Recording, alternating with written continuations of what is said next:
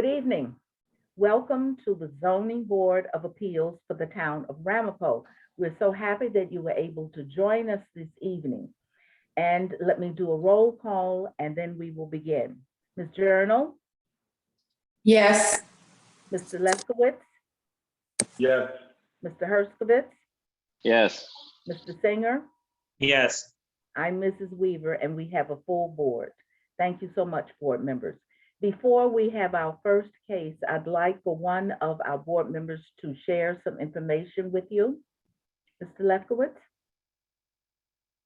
Good evening. Welcome to the ZBA meeting, February 10th, 2022. So just wanted to remind the public that when we allow for public speaking, that you please keep your comments to 3 minutes to give an opportunity for anyone else that would like to speak. Thank you. Okay, thank you. Okay, Ms. Curry and Mr. Smith, I think we're ready. Okay, Madam Chair, the first application is ZBA case number 21-201. Esther Turnheim, 5 Deronda Road, Muncie, New York, for variance to the requirements of section 376-41 of the zoning law of the town of Ramapo to permit the construction, maintenance, use of a single-family dwelling which is existing with one accessory apartment and an addition which will have less than the required side setback, total side setback, street frontage greater than permitted floor area ratio. The property in question is 5 Deronda Road. It's located in the R15A zone.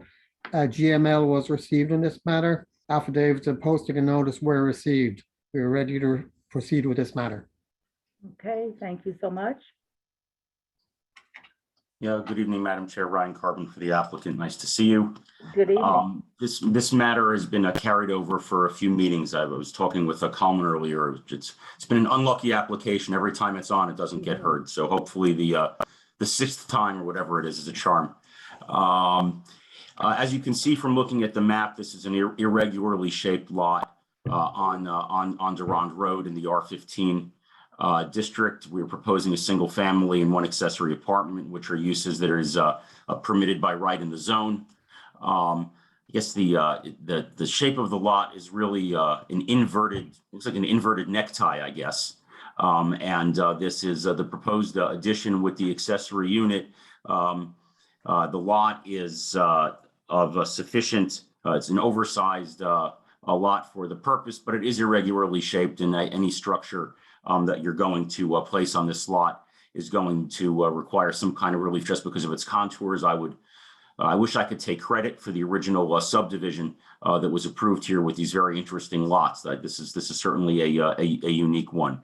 The only way to really expand the existing bi-level dwelling is by going to the northwest and to the southwest. You can't obviously go to the front, and your alternative would be to really just continue to build all the way along the property line in a long, narrow house, and that would be incredibly unattractive. So the challenge, really the only variance of consequence is because the lot is so narrow in the front, we need a variance on that side setback there where you see there's 10 feet at the narrowest point. But as you get further back towards the rear, that side of the building actually winds up being 70 feet away from the property line. There are some municipalities, Ramapo is not among them, that in a case like this, you would average out the setback between the two furthest points, and that would be actually compliant. But in this case, Ramapo's policy is to measure from the narrowest point, even though that's the only point at which it's only 10 feet. So with respect to the characteristics of the neighborhood, if you will look around, this is the entire neighborhood here is semi-attached homes that share a party wall on Durand, on Brewer, on Cavill, on Cape. So this is consistent with that. This obviously allows that to be larger, but this is also one of the larger lots that you have in the neighborhood. But just by virtue of the math of it and the way it's laid out, a lot of that space is really effectively not buildable in the rear, which is wonderful because they probably have the largest backyard in the entire neighborhood because they're so limited in the portion of this lot on which you can build. So this is really a classic case of where you would be providing appropriate relief for the requirements of the zoning code. No one designs bulk requirements for a lot that's shaped like this. They just don't make any sense whatsoever. It's inherently a bizarre lot. This is an appropriate place for the board to grant relief. And we would hope that you would do so, recognizing this is consistent with the type of uses that surround it and is a use that is permitted in the zone, and that no one would be adversely impacted by this. I guess back when we originally were scheduled, submitted a response to the general municipal law review. I don't know if that's included again in your packet. I think this was originally on the agenda back in October. So I make reference to my letter of October 11th, 2021. The reason for the GML referral was because of the Old Nyack Turnpike and the Thruway. There are clearly no impacts on either, as you can see from the way the map is laid out. Nonetheless, we ask for an override of the disapproval. Comments 1, 2, 3, 4, and 8. We ask for disapproval in comment 1 because these types of homes are the dominant feature of the neighborhood and have been for decades. With respect to comments 2 and 3, we are not seeking to vary the accessory apartment provisions in any way. With respect to comment 4, this is not on a county highway, so there is no review or permitting done by the Rockland County Department of Highways. With respect to comment 8, that referred to an earlier version of the plan. So because the lot is 60% larger than is required, and the use is permitted, and the lot has distinguishing and unique features that would justify the relief that's sought, because otherwise there's no way to add on to the house other than in the fashion that we've proposed. I would ask that the board look favorably upon the application and override the GML as requested. Okay, thank you so much. Members of the board, any questions for Mr. Carbon? If I may, Sure. Mr. Carbon, what portion of this will be for, the main dwelling? What portion will be the accessory? Because if the portion of the accessory is more than 1,500 square feet, you would need a separate variance for that. Right, but that's why I just said that we're not seeking to vary the accessory apartment requirements in any way. So it's limited to 1,500. I mean, that's the law. Okay, and also in terms of the door for the accessory as well, it has to be on the sides, cannot be on the front. That's the two main things to know. But Of course. okay, so again, I'm just trying to understand this project because it is quite a big lot. After calculating the FAR that you're requesting, it comes about that you're gonna have a total of square footage of about 12 to 12,500 square feet. I mean, if the accessory can only build 1,500 square feet, you're building a house of 10,500 square feet. I find that hard to see that in an area of that. I'm pretty familiar with the neighborhood. To me, such an excessive FAR in such a property indicates, or rather smells, of more units than we're actually proposing. That's inappropriate. Okay, that's again. I don't think you should characterize. I don't think you should characterize applications as having an odor like that. That's not appropriate. Let's drive through the area and let's find one house in this whole area that has 10,000 square feet. Mr. Singer, I'm happy to engage with you about a size of the building with which you're comfortable. I don't think that characterizing in a malicious way the application is constructive. I think it's beneath your dignity to start saying that applications smell or that applicants are like that. I don't think that those kinds of attacks on people who are exercising their statutory rights are appropriate. You want to talk about whether the house can be made smaller? That's an appropriate conversation to start making malicious characterizations of people. I don't think is appropriate. I appreciate your opinion. Again, there isn't a single house in this whole neighborhood that is 10,000 square feet. Not a single one. Makes no sense for me. And if somebody would have built a single family house of 10,000 square feet, they wouldn't add a tenant. Just doesn't add up. I mean, we can talk about the building without you having to start talking about people's motives or questioning people's integrity or what you think the building's too big. We can talk about the building. Thank you. Can I respond? No, not at this time. Mr. Singer and Mr. Carvin. I think that there may be a misrepresentation on the request of 70% because of Mr. Singer is correct. On the other end, might be the request is because it's an addition, not a new construction. And that attributes to some higher request for FAR. But when you look at the 70% on 16,000 square feet, is 11,500 square feet of living space. But again, So, yeah, I'm sure there's some misunderstanding over here. Yeah, so again, we can talk about the size of the home. I just asked Mr.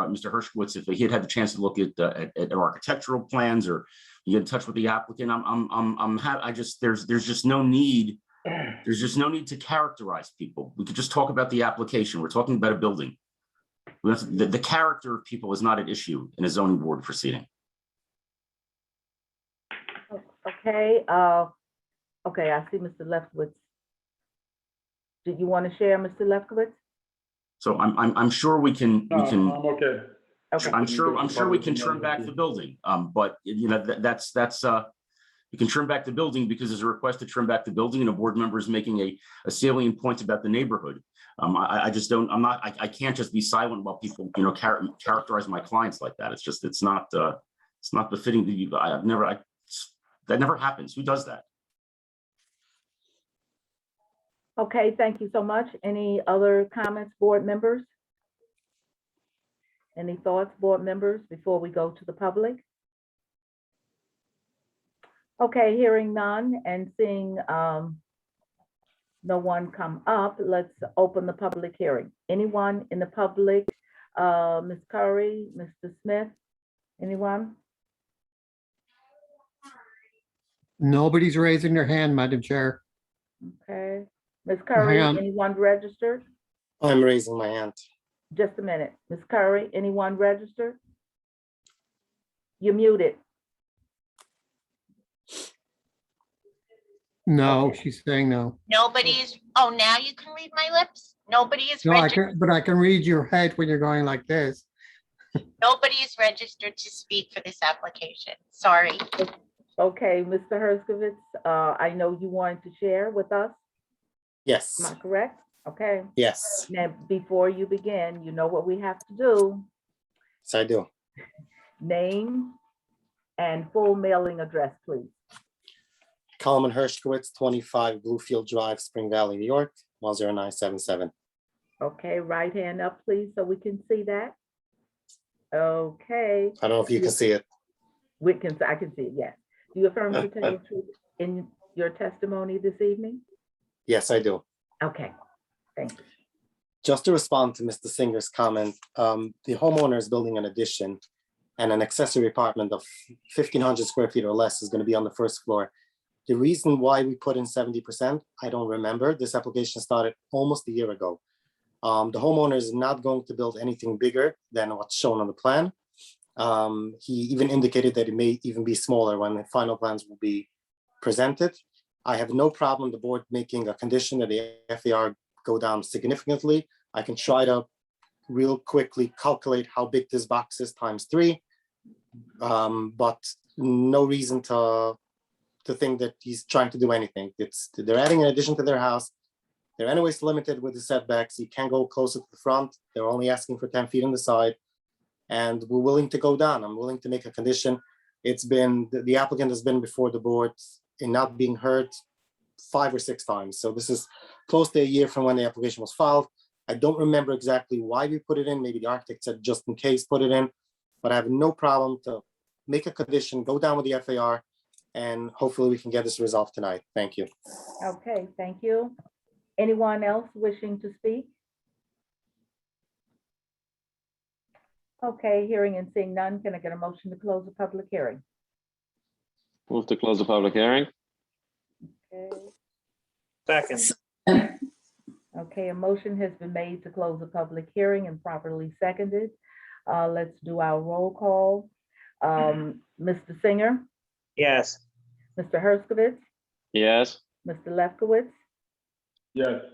Ms. Journal, Yes, and I say yes. Public hearing is now closed. Mr. Carbon, any final thoughts, comments for us?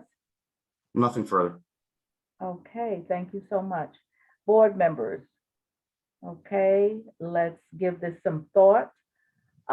If there are some issues or if there are some thoughts that you would like to share, please do that. If you feel you are ready for a motion and would like to make a motion, please do that.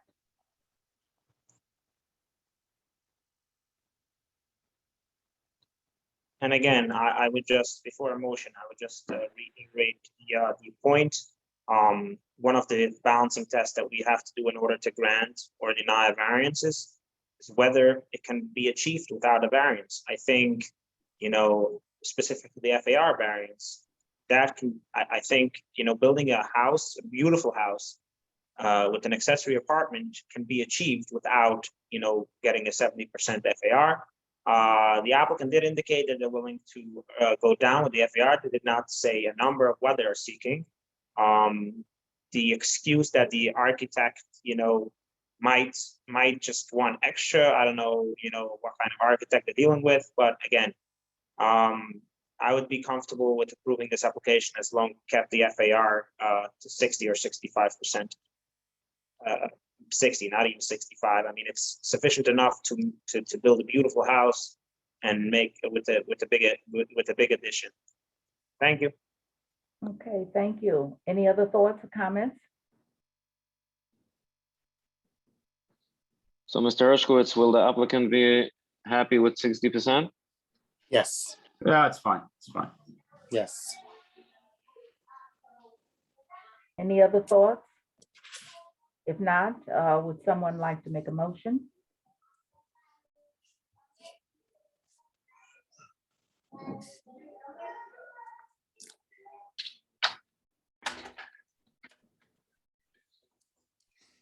Thoughts? Motion? I I move move, to, go ahead. okay. I move to approve 21-201, overriding disapproval in comments 1, 2, 3, 4, and 8 for the reasons stated the applicant's attorney and lowering the FAR to 60%. Second, Okay, we have a motion. A motion has been made, properly seconded. Let's do our roll call vote. Mr. Hershkowitz, Yes. Mr. Singer, Yes. Mr. Lefkowitz, Yes. Ms. Journal, yes. and I vote yes. Motion carries. Thank you. Okay, thank you. Okay. Madam Chair, the next application is ZBA case number 21-228. Congregation B'nai Argato Abbasam, 36 Rita Avenue, Monty, New York, for variance of the requirements of section 376-41 of the zoning law of the town of Ramapo to permit the construction, maintenance, and use of a 3-family required rear setback to deck and greater than permitted building height and greater than permitted floor area ratio. The property in question is 332 Blauvelt Road.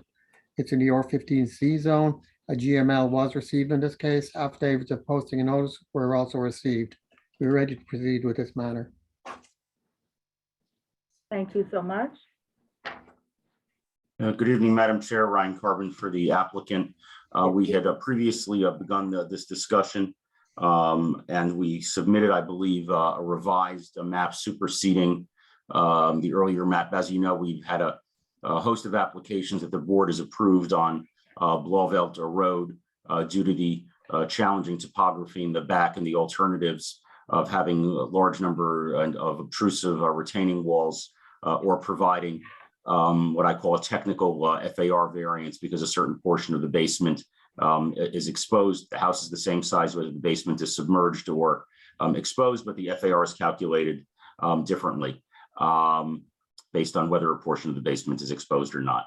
But we were able to have further discussions with our client and with our engineer and our architect. I would note that I think the appropriateness of this particular project is emphasized by the fact that we were able to obtain a state code variance from the state of New York, from the Department of State for this project. Those are not easily given and are hard to come by, and you have to really make your case to the same folks who everybody says are so tough and they want them to take over everybody's building and zoning departments. So those same folks saw that this was an appropriate application.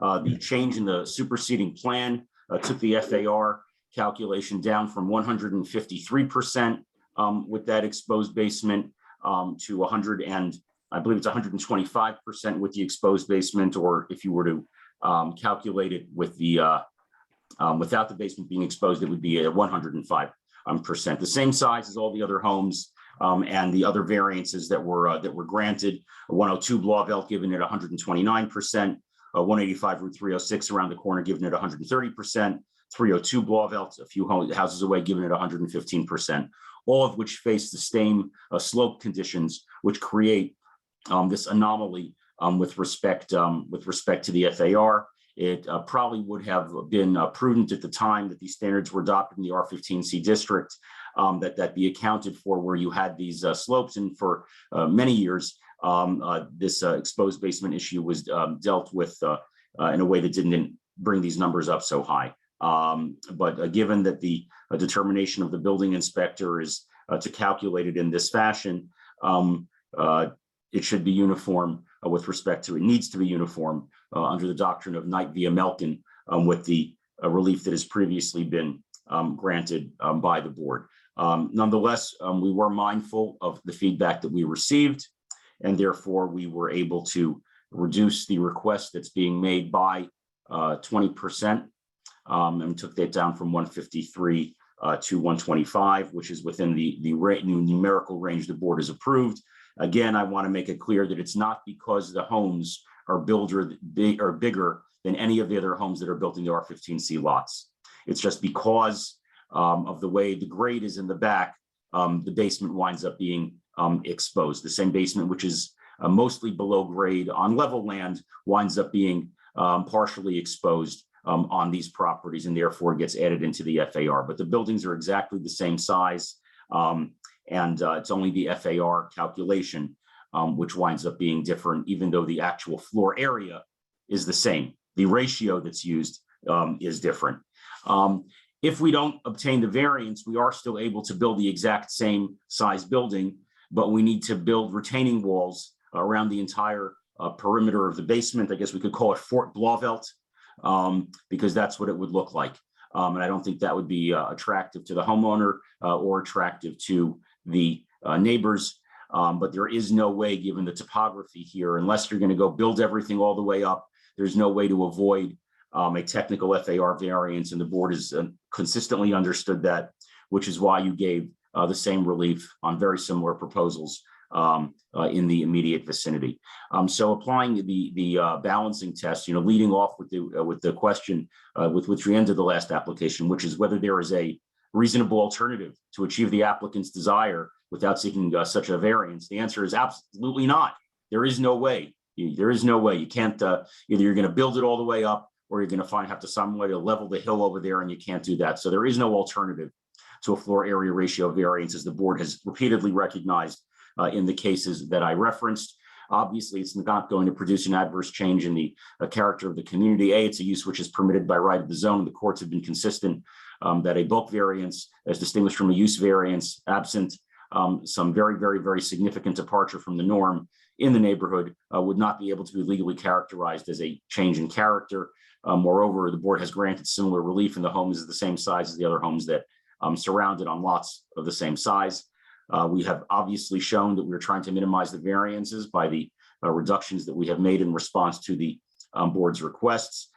We do still need to comply with a zero net runoff. We contain our parking on site, all the other standard requirements that avoid impacts on any of the other homeowners. So I believe we satisfy the elements of the balancing test, and certainly the good cause shown by the state variance, I think, speaks to the application as well. I would also note we are on the border of the village of Kaiser, which is a very, very high intensity, even greater intensity and utilization of land than that which is utilized here. And the village of Kaiser, of course, was given the opportunity to comment and did not do so. So that's why we need the modifications that are being sought. I would reference in the record my letter of December 16th.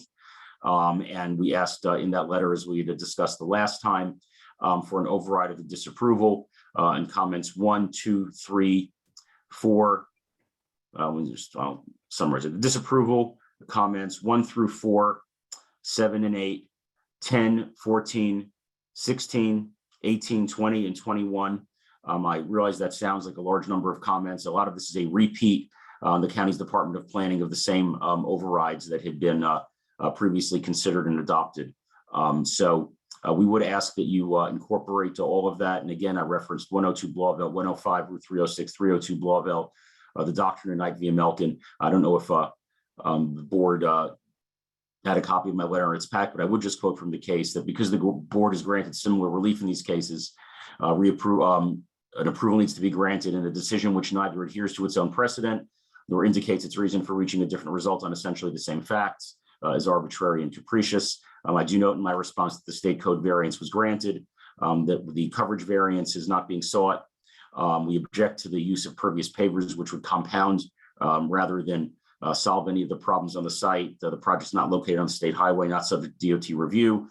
A turnaround is provided pursuant to section 376-71, which includes an access aisle of 24 feet.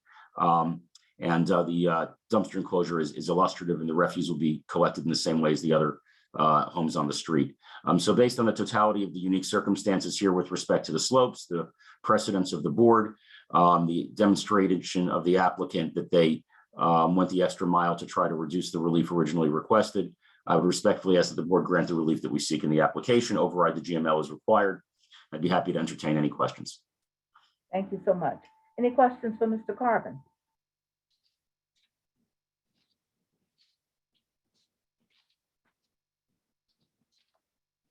Any questions for Mr. Carvin? Mr. Carvin, can you talk about the building height? Why do you need that variance, or is that triggered because of the slope as well? You muted, Mr. Yeah, I'm Carvin. sorry. You're measuring from lower down. So the height of the building, obviously, when you have that drop, the highest point of the lowest point from which you measure is going to be lower. So that's why you wind up having that height as well, which again is similar. If, I know everybody's pretty familiar with Blauvelt. The top line is consistent. You don't have some homes towering over other homes. And that's really when you're talking about building height, it's not really about how low it goes, it's about how high it goes. And you don't want to have situations in which you have buildings of incredibly differing height next to each other. So, you do wind up, when you calculate the grade and the height, you are going to wind up with a deviation, even without that building being any quote unquote higher than the building next door. But it's because of how you measure from the bottom. Mr. Carvin, you mentioned about the FAR that we gave already these variances. Was there ever that we gave 1 to 5? No, you went higher. You went to 130 on 185 Route 306. You went to 129 at 102 Blauvelt. A few houses over at 302 Blauvelt, you went to 115. And again, the homes are all roughly the same size.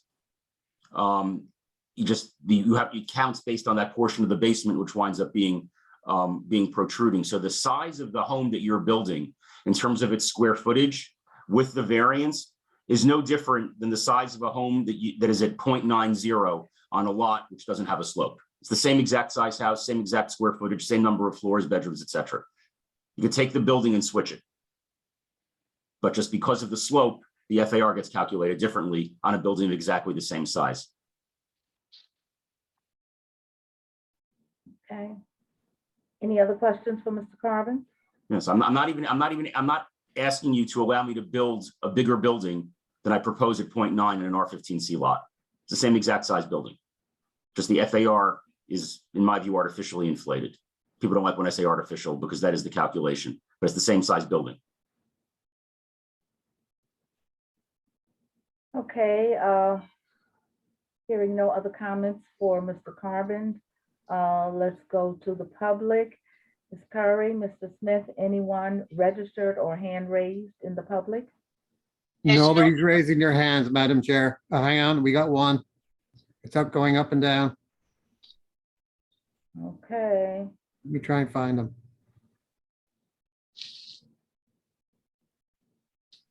That's nice. I can't find it.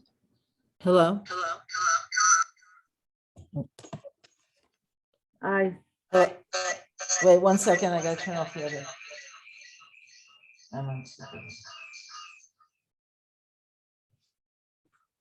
Hello? I'm so sorry.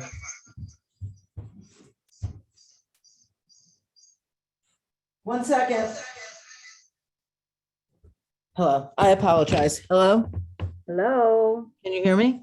Yes, I can. Hello? I can hear you. Can you hear me? Hello? Hello, can you hear me? Can anyone hear me? Nod your head if you can hear me. Okay, thank you. I can't hear myself, so I apologize. My question for you, this is the first time I'm hearing this application, but my question for you, Mr. Carbon, is, or to the board, is No. the, We need you to. FAR that you're excuse me, referencing, Excuse me, including the basement or not including the basement, the square footage that you're referencing? Is it Susan, including can you the basement or hear not the including chairwoman? can I you don't- hear me, Mrs. Shapiro? I can't hear you. Okay, I'm sorry. I can't hear anyone. Mm. Is there a way I could put something into the chat and ask a question in the chat? No, we want you to make a statement, not ask a question. Make your statement.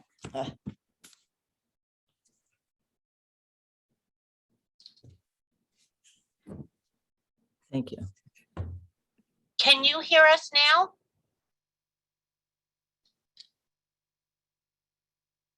Oh my God, she's gone. No, I'm not. Here I am. Okay, Uh-oh. can you hear now? Yes, I can.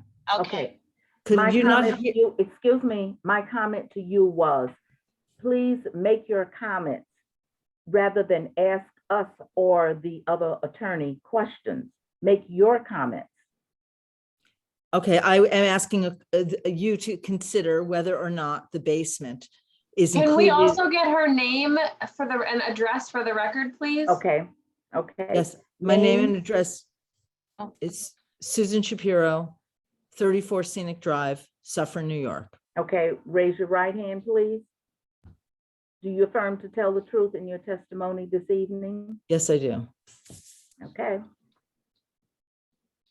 My testimony is I am concerned that the presentation is saying that the FARs are the same for a building that is standardly in that neighborhood. But I want to know if we were looking at apples to apples, whether the FAR includes the basement or not in Mr. Ryan's calculations. I'd like to know that answer.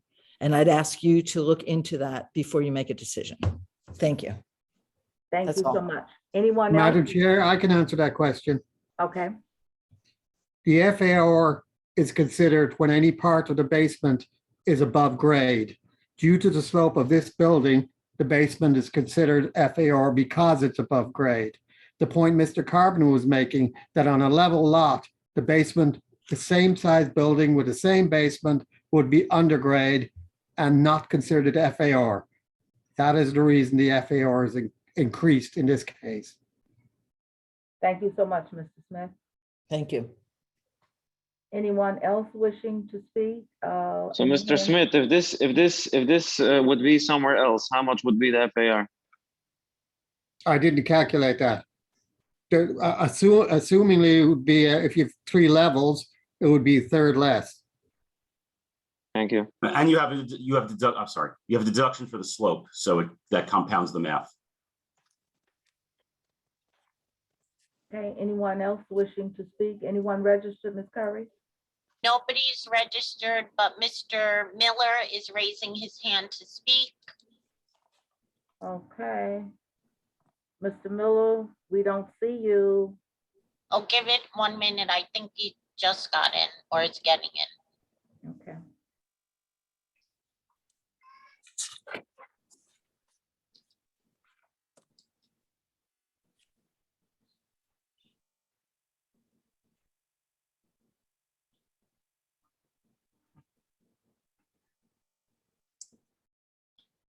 Okay, Can you hear me?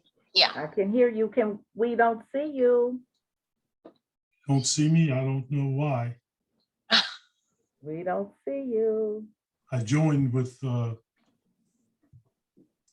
video. Okay, we only Okay, see hold it. you. Let me, okay. There see- you are, there you are. For a guy who's that tall that nobody sees him, you know, so. How could you miss me? That's what I'm saying. Okay, could you give us your name and full mailing address, please? My name is Michael Miller, 5 Toyokan Road, Hillcrest, New York. Okay, could you raise your right hand, please? Do you affirm to tell the truth in your testimony this evening? I do. Okay, thank you. I'm Okay, going to read some comments here from Debbie Munez. It says, the first one is, do not rely on the 61 to 63 Blauville for building height considerations. There, the planning board explicitly restricted building height to 30 feet.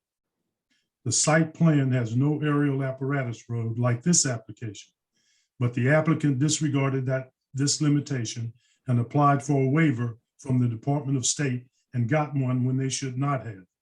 A previously bad decision should not be a precedent for a bad decision here. Make sure that doesn't happen again. So when you make the building taller than the side setback, this is number 2. When you make the building taller than the side setback, the side setback must be maintained, and here they are not. The required total side setback is 33.25 feet as per the application plan. With only 10 feet on each side, there is insufficient clearance for fire ladders along the side of the house if you raise the building height above 30 feet to allow for a 1:4 ratio needed. Number 3, there's no room on the lot for an aerial apparatus road, and the street is too far from the front of the building to serve as a compliant aerial apparatus road, as it is now more than 30 feet from the front of the building. The 29.1 feet shown is not from the front road itself. It is being shown from the designated street line. You can't set up a fire truck with aerial apparatus equipment to reach this structure from the road. Number 4, the building inspector reported states an aerial apparatus roads must be required, but one is not shown. The ZBA should not approve any variances that allow for building height that requires an aerial apparatus road until and unless the applicant provides a map that demonstrates how this will be accomplished. Number 5, site plan review is needed for lots with more than 3 homes. I don't see mention of planning board review for that lot.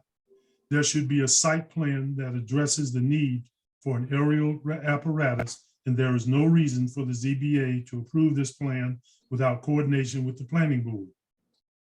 Number 6, the east side of Blauville is in front of the building, has O&R electrical lines.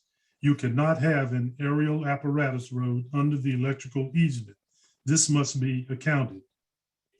Number 7, please be explicit your approval making process to ensure that the building height does not exceed fire code standards for buildings that do not require an aerial apparatus road. Number 8, the map submitted to the ZBA is missing any indication of the number of floors being proposed. Please ask the applicant to be explicit and tie decisions to representations made. Number 9, the ZBA should add as a condition of any variances that the requirements for an aerial apparatus road will not be waived. Thank you.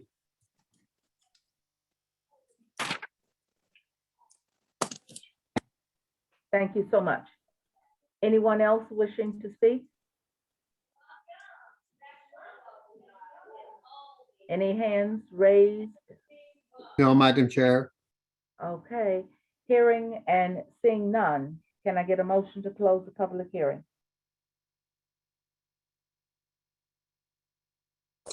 I move to close the public hearing. Okay, do we have a second to that? Second. Okay, Motion has been made to close the public hearing and properly seconded. Let's do our roll call vote. Mr. Singer, Yes.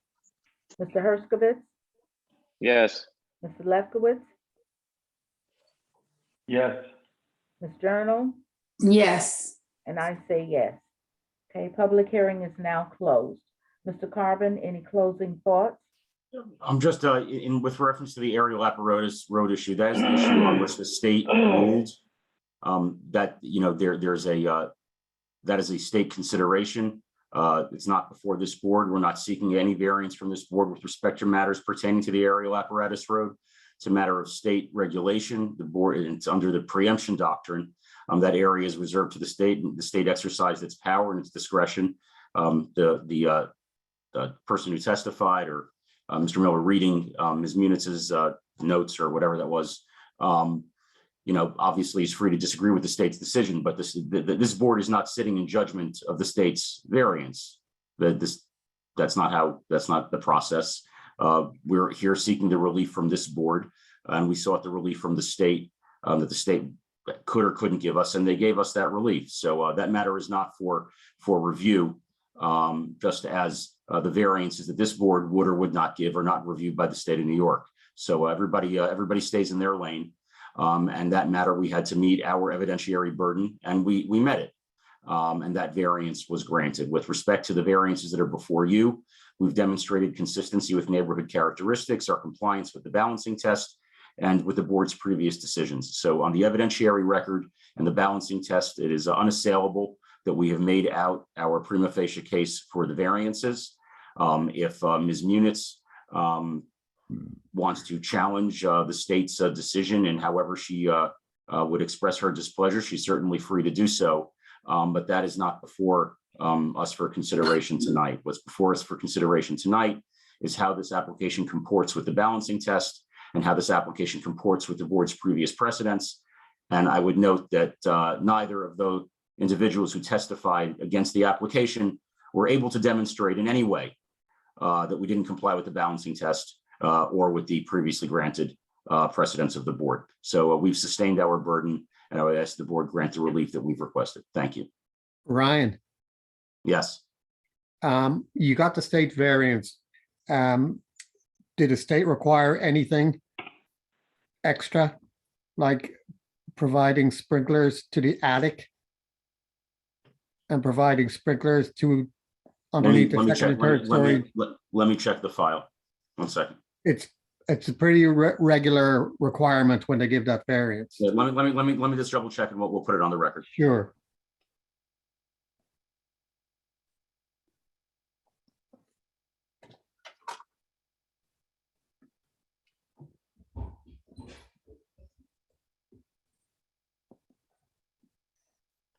Just give me 1 second, Mr. Smith, and I'm gonna pull up the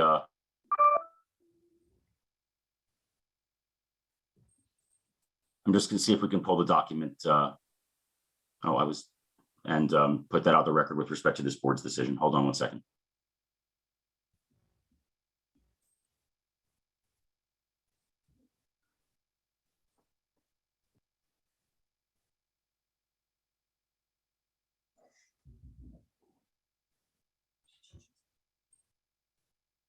Yeah, the attic is required to be sprinkled.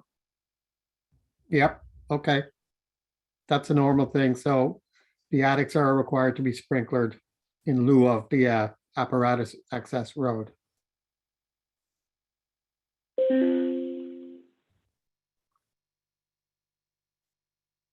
And under the decks as well, we're required to have sprinklers.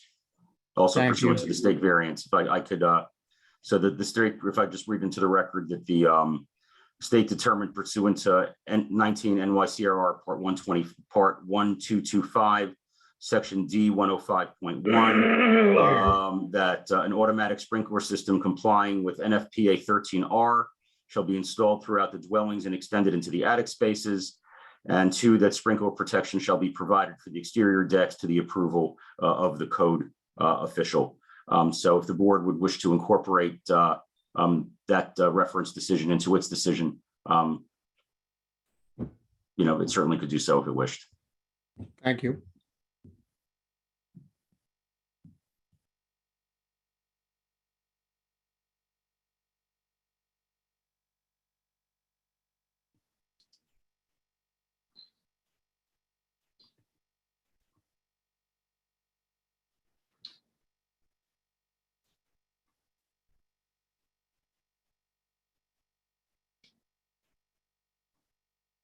Okay.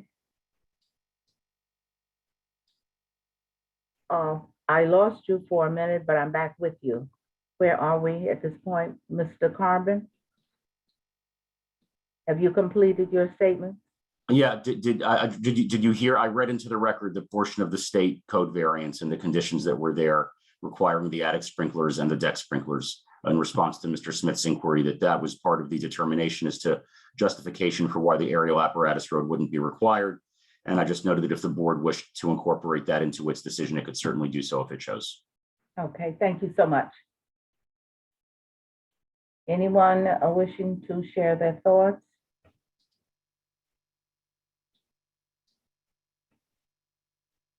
Any questions for Mr. Carbon?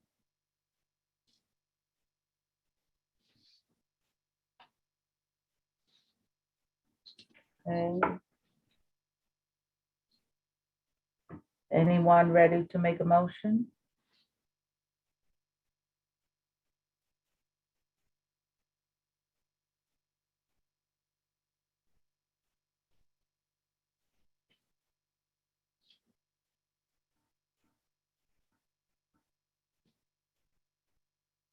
Alyssa,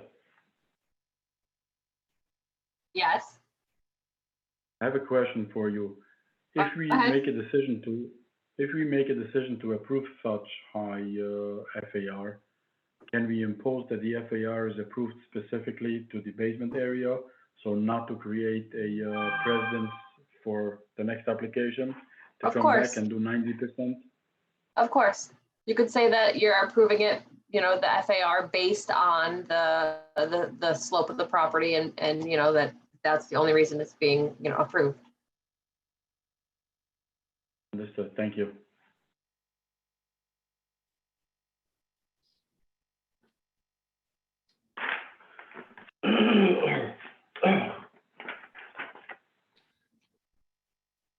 Any other questions? Thoughts? Motion? Ryan, what overrides does it need? The disapproval comments 1 through 4,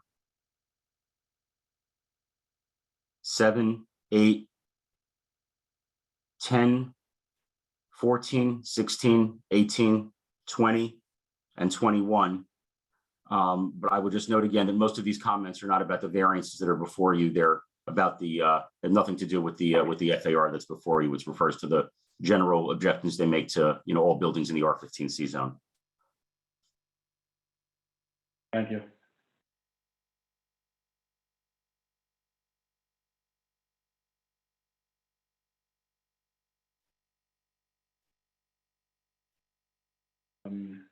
Ian, do we have to impose any additional conditions in regards to the fire safety? Or that has been done already by the state by giving their special approval? That has been done by the state already. Thank you. And it's also in the record from Ryan as a condition of approval. Thank you. I would make a motion to approve ZBA 21-228 as presented by the applicant, that this is a special request only because of the condition where this building is being, where the layout where the building is. And therefore, I am okay with the FAR requested of 1.25. The building height has been addressed, that they have gotten special approval by the state in order to, by the state fire code, in order to be able to utilize this height. And also approving the setback for the deck. And overriding the disapproval, comments 1 to 4, 7, 8, 10, 14, 16, 18, 20, 21. Additionally, I wanted to include in my approval that the FAR requested is only given because of the slope of the property, and it is only given to the basement area, as to not to set a precedence for the next applicant thinking that they can come for a 1.25 FAR when this condition does not come up on that application, basically that the FAR is given strictly for the basement area in a condition where there's a slope, and it only affects the back of the property, the Okay, rear of the property. we have a motion. Do we have a second to that motion? Second. Okay. Motion has been made and properly seconded. Let's do our roll call vote. Mr. Singer,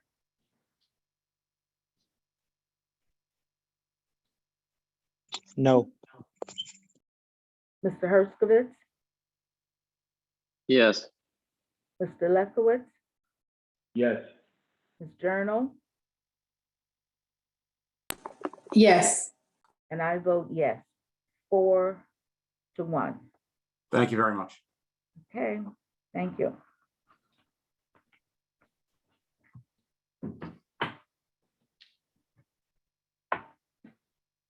Madam Chair, the next application is ZBA case number 21-216, Bluefield Extension. This is on for a reserved decision only. The public hearing has been closed. GML was received, affidavits of posting and notice were received. Bluefield Extension LLC, 7 Air Court, Muncie, New York, for variance with requirements of section 376-41 of the zoning law of the town of Ramapo to permit the construction, maintenance, use of a 4-lot subdivision consisting of a 2-family dwelling with 2 accessory apartments semi-attached in lot 1, a 3-family dwelling with 1 accessory apartment semi-attached in lot 2, a 3-family dwelling semi-attached in lot 3, and a 2-family dwelling with 2 accessory apartments on lot 4, which will have less than the required lot width, front setback, front yard side setback, total side setback, rear setback deck, street frontage, side yard greater than permitted floor area ratio, and greater than permitted developmental coverage. A variance will also be required from section 280A for lot 1 in that the lot does not have the required frontage on a public road. A use variance will be required from all 4 lots. A variance will be required from section 376-71B and that the minimum parking stall width shall be 9 feet. A variance will also be required from section 376-78A and that no entrance for off-street parking with more than 4 spaces shall be located closer than 75 feet from any intersection. The property in question is 122, 126, and 128, 130 Union Avenue, Spring Valley, New York. This is in the R15 zone. We are ready to proceed with this matter. Okay. Again, the public hearing has been closed. Am I correct in that? Correct. Okay, so we are here to deliberate and make a decision. Okay, members of the board, let's talk.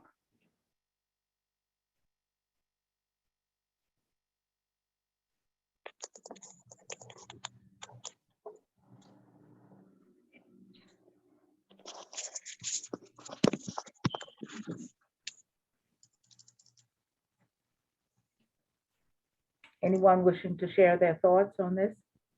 Bluefield Extension LLC. Okay, so just to refresh everyone's memory, this application has been before the board. I think this is the 3rd time.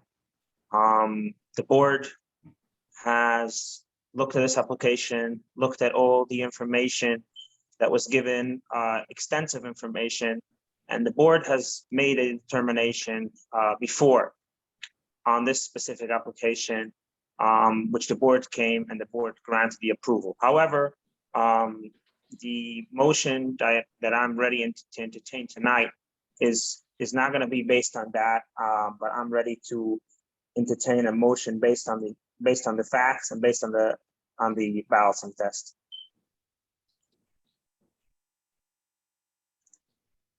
Okay. Okay, so again,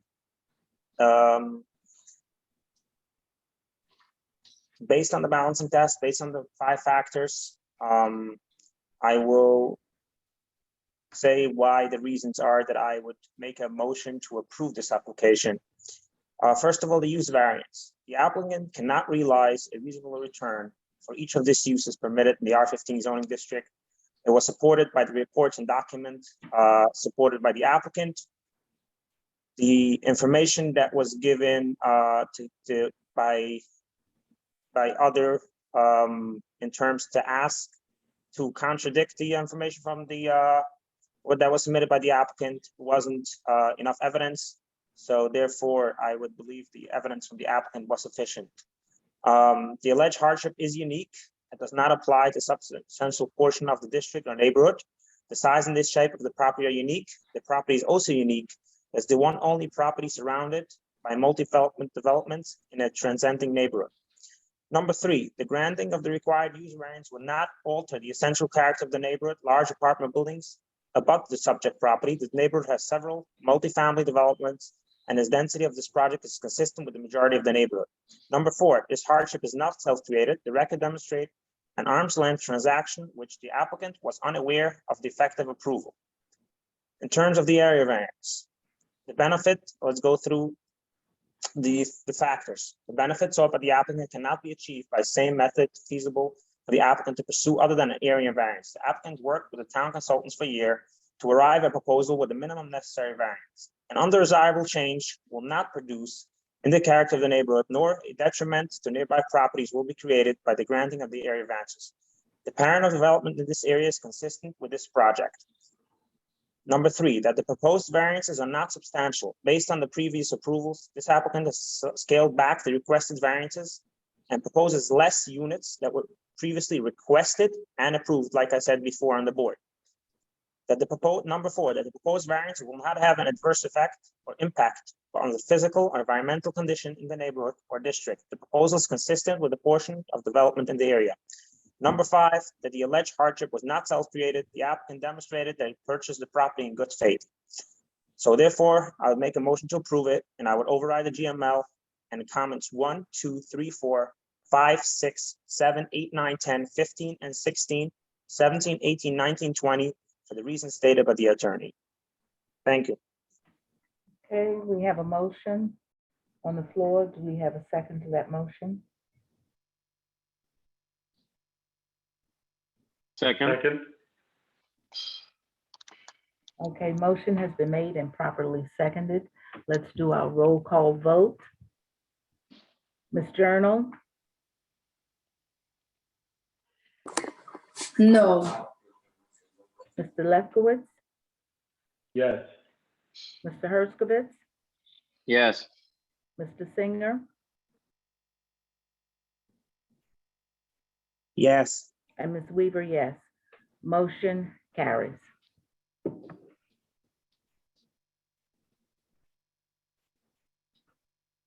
Okay.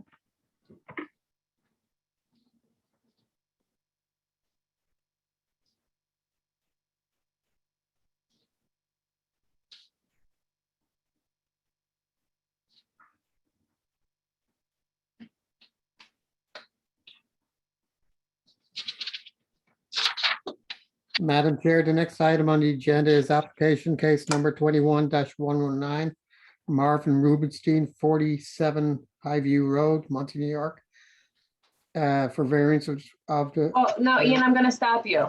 Stop right The there. application isn't, so this is not back on for variances. This application was approved on July 22nd, 2021. There's ongoing litigation right now. I had conferences with the judge and asked if this would be something that we could bring back just to sort of clarify, as the transcript is a little confusing before we submit our answer on this.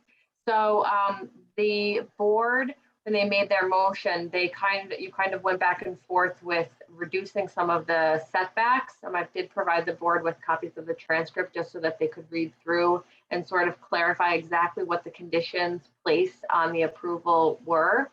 And also the findings of fact just need to be clarified for the record as well. Okay, thank you so much. And I believe Mr. Singer was the one that made the motion. So he would need to be the one to just sort of clarify it and correct it, if you will.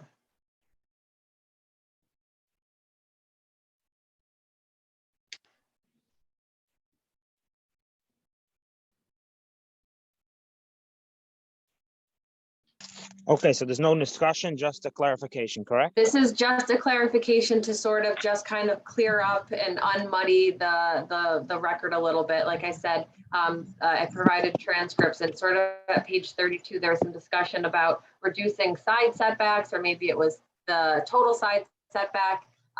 It's just a little unclear.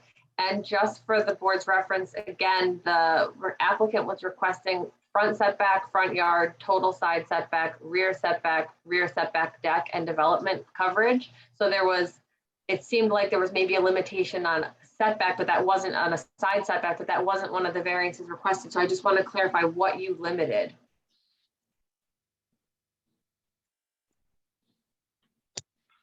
Okay, again, I've read the transcripts and I remember this application as well.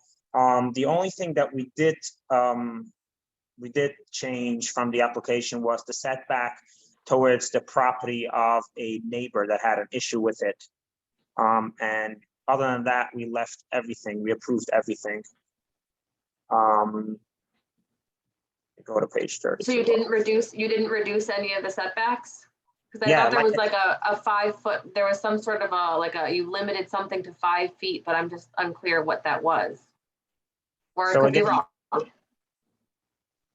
Again, the only, I mean, the only thing that I could see, but hold on, let me just look through it 1 second. Mr. Singer and Alyssa, I think I can explain what happened over here. Okay. I was trying to limit the side setback to 5 feet on one side. I'm sorry, to remove the 5 feet, to make it 10 feet. And we were discussing 5 feet on the side, but my motion, I believe, failed. And then Mr. Singer made a new motion and that passed. And that 5 feet was not made a condition. Okay. All right. So No, could you just actually, if you look at the transcripts at page 30, row 13, you'll see, I feel like the change from 5 feet to 10 feet, that's a significant change for me. The only thing that we spoke about at 5 feet is the difference, why this application was denied last time, but is approved this time. That was one of the reasons that we gave, as well as the area has had more development since the first application that was denied in the second application. So we didn't limit anything. The only thing that we spoke about was about one of the reasons why we approved it this time, but not the last time. But we can make. So can you just clarify then why, just sort of clear up the findings of fact, go back through the balancing test again and just clarify exactly what those reasons were? Okay, I can definitely do that. Give me 1 second.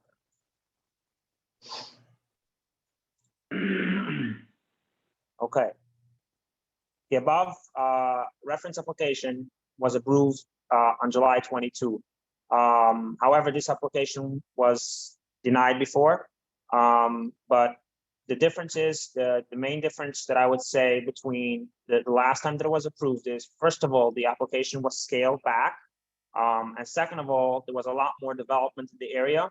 And after going through the balancing test, again, which I'm going to go through each and every one of them, whether this will not create an adverse impact on the neighborhood, since a lot of the neighborhood has, I wouldn't say a lot, but I would say almost all of the neighborhood has 3+3 and similar sizes with similar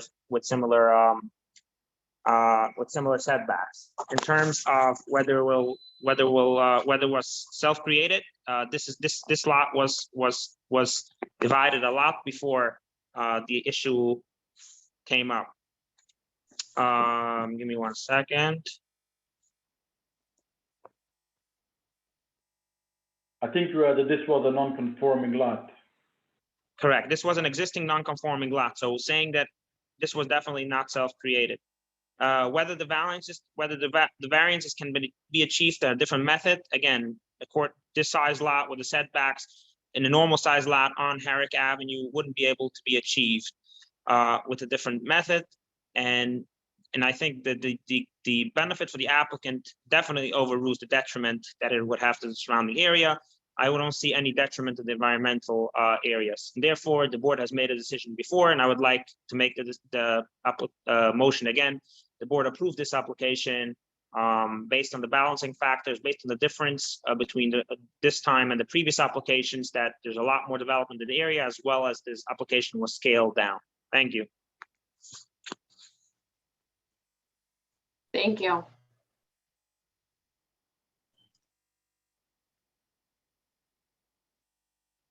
Madam Chair, you're muted. Okay, There we go. thank you. Any questions for Mr. Singer for clarity? For We're us? good on, yeah, we're good on my end, just that I'm just, one more time for the record, that there was no reduction in any of the variances that were approved. They were all approved at the full request. That is correct. Okay, that's great. Thank you. Okay, thank you so much. Hearing that, are we ready for a motion? Oh, Madam Chairman, my whole speech was in motion. Okay, thank you so much. You want me to repeat it? No. Can we get a second to the speech, to the motion? Second. Okay, let's do, motion has been made, properly seconded. So let's do our roll call vote. Mr. Lefkowitz, Yes. Mr. Herskovitz, Yes. Ms. Journal, Yes. Mr. Singer, Yes. and I vote yes. 5-0, the motion carries. And what was that ZBA number? 21119. Correct. Okay, thank you.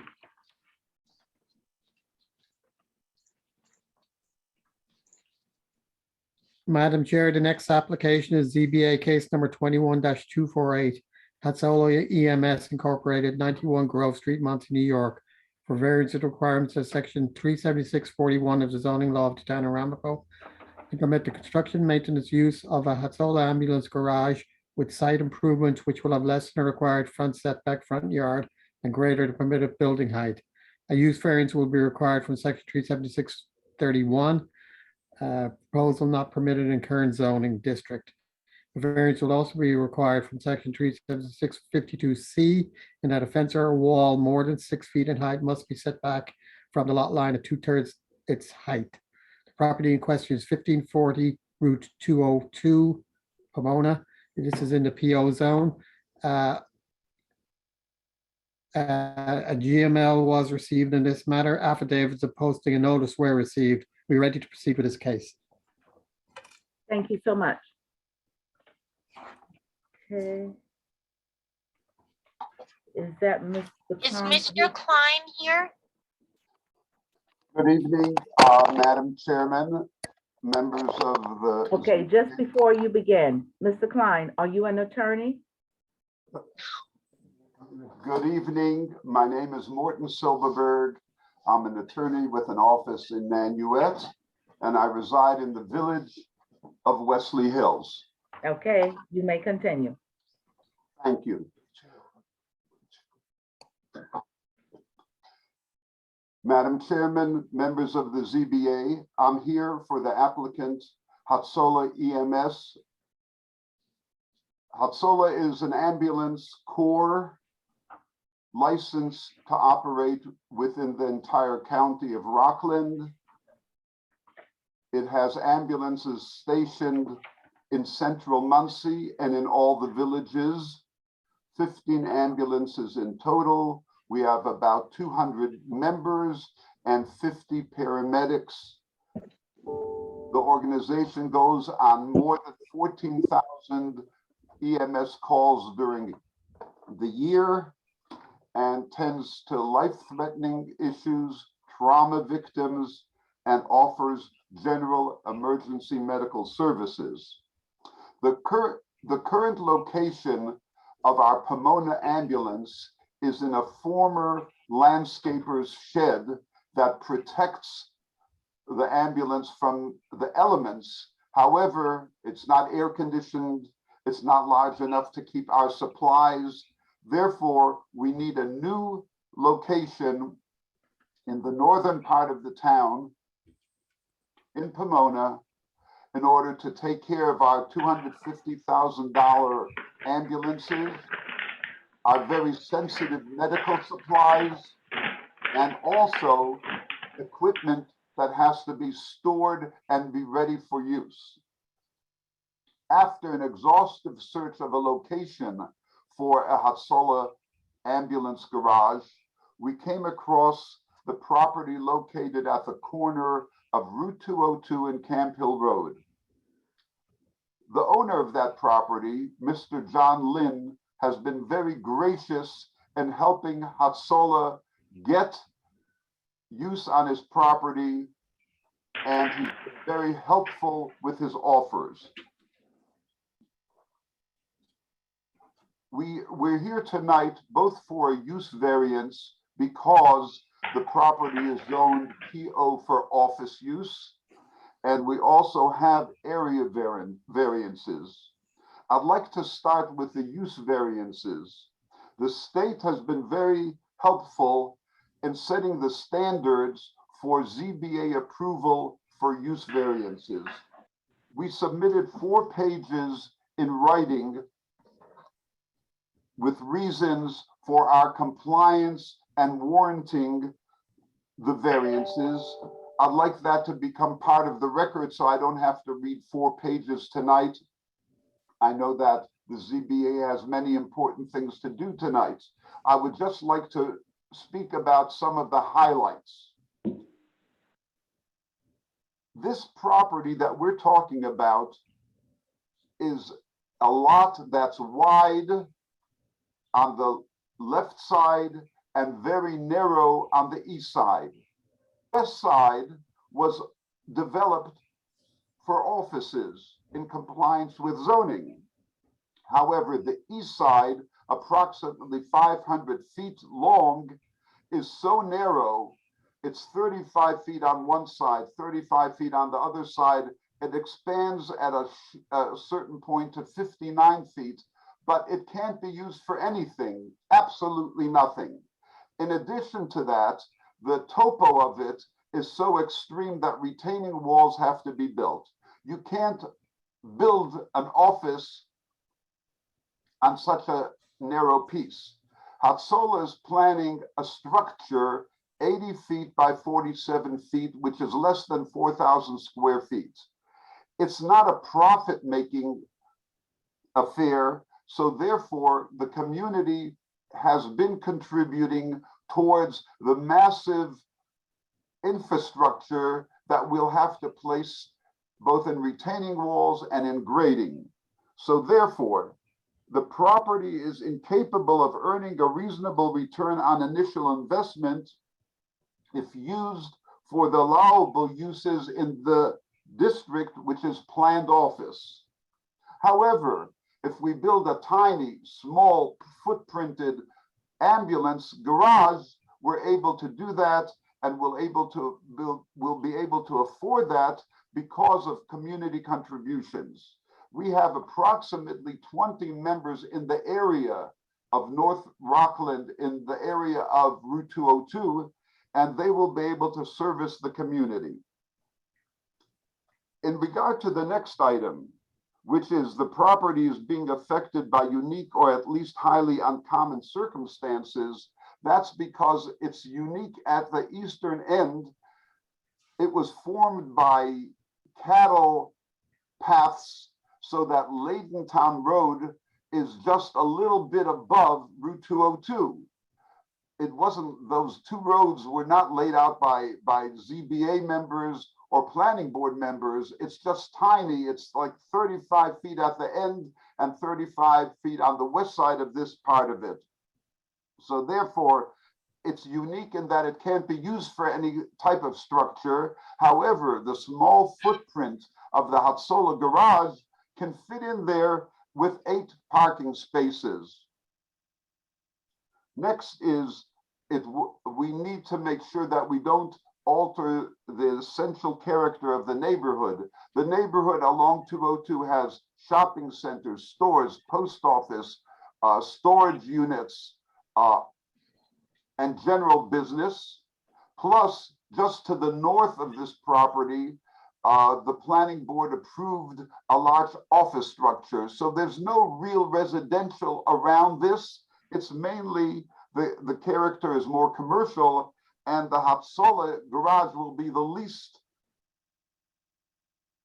effective type of a use. Also, we have to comply that the hardship was not self-created. As stated earlier, the roadway pattern created the situation that the 500 last feet on the east side of this property is so narrow. We didn't create it. It was created in colonial times, and the end result is that we comply with all the requirements of a use variance. I'd like to conclude with a comment about the area variances. We have to make sure that under the area variance requirements, we will not change the neighborhood. As stated earlier, it's a commercial nature. We have to make sure, bear with me a moment, please. We have to make sure that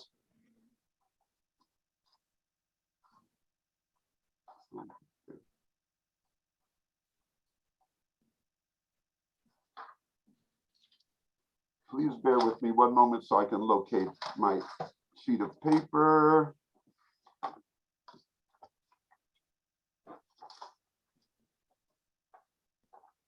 Right.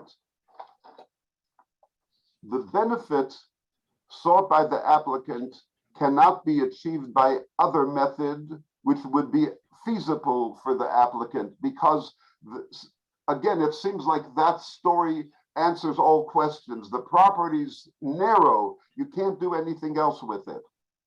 Now, the variants that are requested are the front side setback, front yard, wall setback. Now, it happens to be that those dimensions are very tight on our property, but the ZBA should know that between our property and Route 202, there is an area of 40 feet of wetlands. These wetlands can never be developed. They're wooded, they've got shrubs on them, natural growth. When you look from Route 202 onto our property, it looks like we comply with all setbacks because our property is 40 feet from the road. It happens to be those 40 feet don't belong to us because they're wetlands. However, visually and spatially, it seems that it complies, and it certainly creates the situation that our requested variances are not substantial, because for the naked eye, looking at our property, it looks like it's more than 40 feet away from everything. Of course, we will not have any adverse effect because of the commercial nature of the neighborhood. And of course, our situation was not self-created. It was created a long time ago. We amplify that in the written message, and I appreciate that the ZBA heard me out about this. I'd like to make mention of the Rockland County Department of Planning letter. Of course, they disapprove. I'd like to address what we approve of their writing, which is we can approve and comply with paragraphs 5 through 15, except not for paragraph 9. I'd like to start off with their paragraph 1. They state that they are not in favor of granting use variances because of any precedent that can be set.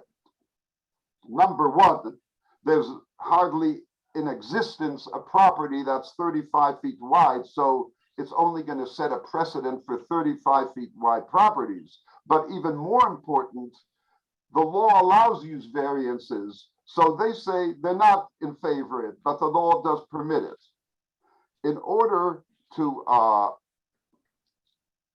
get a use variance, you have to go through 4 standards. We've listed them in writing, and I've tried to verbalize them. Going down to the bottom of paragraph 1 on page 1, they state the applicant's narrative states that due to the narrowness of a portion of the site, the land cannot be used for any type of office structure for which it is zoned. However, there is already an office structure there, indicating that the property is suitable. They're talking about one thing and the applicant is talking about another thing. They're talking about the fact that offices were built on the western part of this property, where the property is much wider, going from 150 to 190 feet. We're talking about the vacant east side of the property, where it's 35 feet on the left side and 35 feet on the east side, and it expands to 59 feet in the middle for a very short distance. So their statement is not to the point. Now they say a use variance is not necessary for the subject property to be utilized.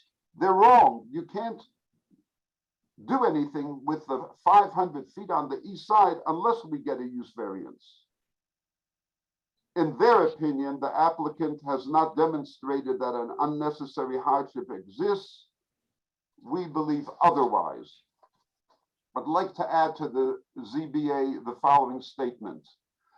I don't know if the ZBA has ever received an application where the applicant states this is, getting approval is a matter of life and death, because normally you're talking about use of property and there's no life or death issue when property use is concerned.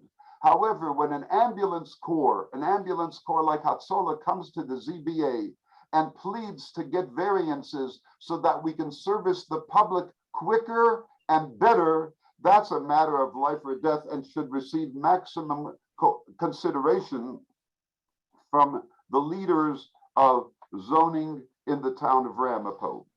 I'd like to make mention of paragraph number 2.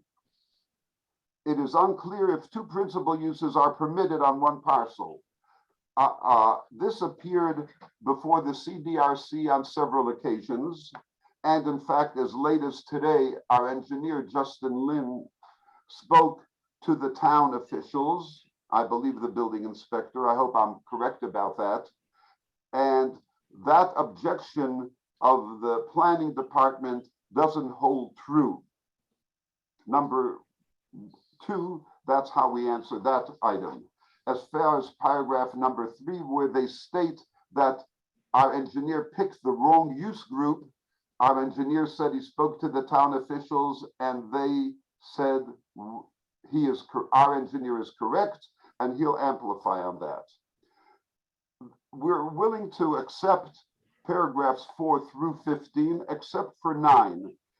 I hate to characterize the Rockland County Planning Department, but they're trying to introduce another municipality into this approval process. The village of Pomona was sent notification of this meeting by certified mail. They didn't respond in any way.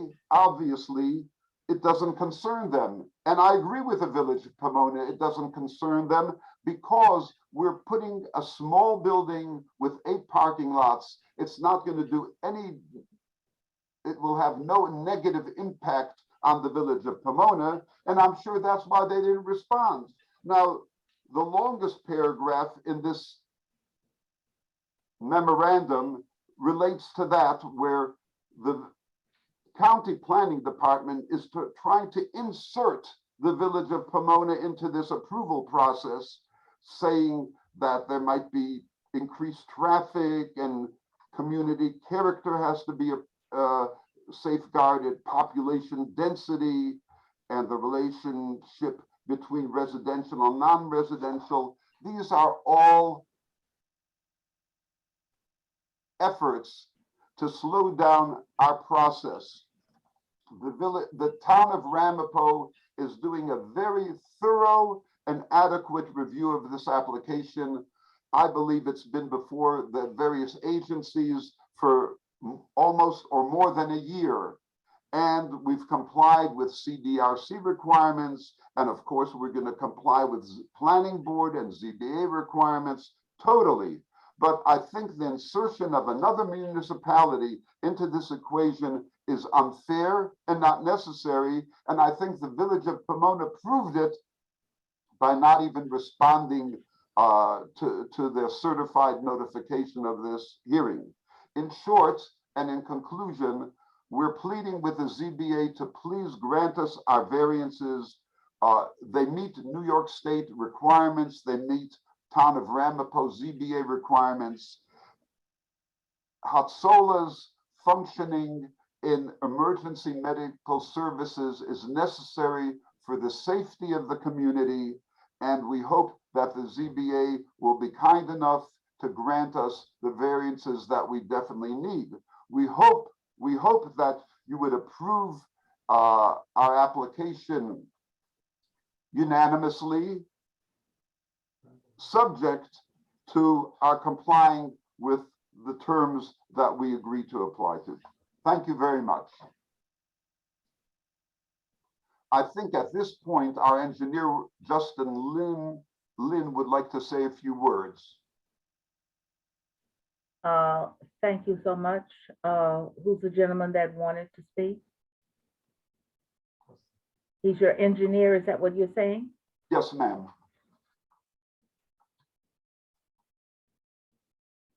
Looking for him. Okay. Leonard Jackson, is that who you're looking for? Pardon? What was the name you said? We're looking for Justin. Here he is. Okay, is he with Leonard Jackson? I let him in. Yes, Yes, yes. I'm here. Okay, Yeah, good evening, okay, Madam good Chair. evening. Before you begin, I need some information from you. Yes, Name and full mailing address, please. sure. Justin Lim, Leonard Jackson Associates, 26 Fireman's Memorial Drive, Pomona, New York, 10970. Okay, could you raise your right hand? Do you affirm to tell the truth in your testimony this evening? I do. Okay, you may proceed. Okay, Mr. Silverberg said precisely what we need to say today. He summarized everything very succinctly. The site is unique. I have tried many iterations just to figure out how to reduce on the amount of variance versus the effort of providing a safe facility for Hatzola. This is the ambulance facility. So my concern is that they, in inclement weather, they should have a safe facility so that they can, I guess, move their ambulances out for the emergency personnel to arrive safely at the site, have a place to park, and also to get to the places they want to get to quickly and safely. So having said that, the slope getting into and out of the site becomes very important. The easterly portion of the site is the one that's most suitable.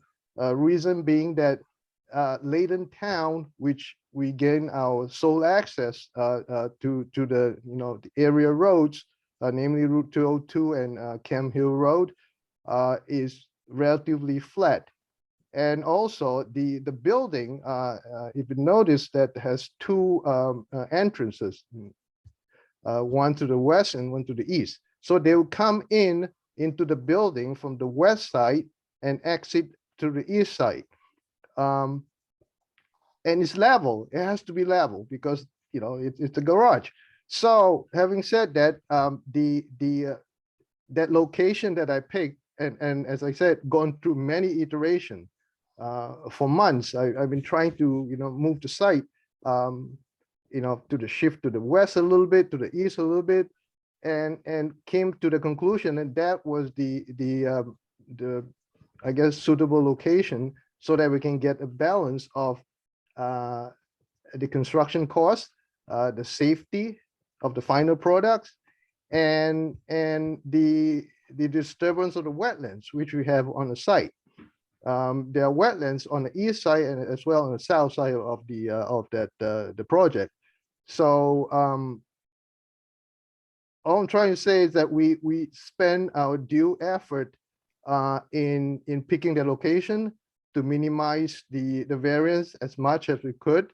And whatever that we propose right now is essential, not in excess, but just enough that we can have a modern Hatzola garage facility. And I think that's all I would like to say tonight. Okay, thank you so much. Thank you. Mhm. Okay, board members, any questions for Mr. Silverberg or Mr. Lynn? Okay, hearing none, let's go to the public. Any hands up, Mr. Smith and Ms. Curry? Yes, Madam Chair. I have a Mendy Lasker who would like to speak. I'm Okay, promoting him now. okay.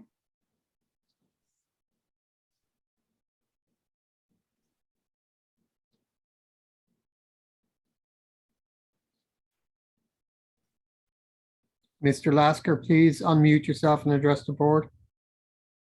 Yes, good evening. My Okay. name is Mendy Lasker, Okay, 35. just a minute. Can you put your camera on, please?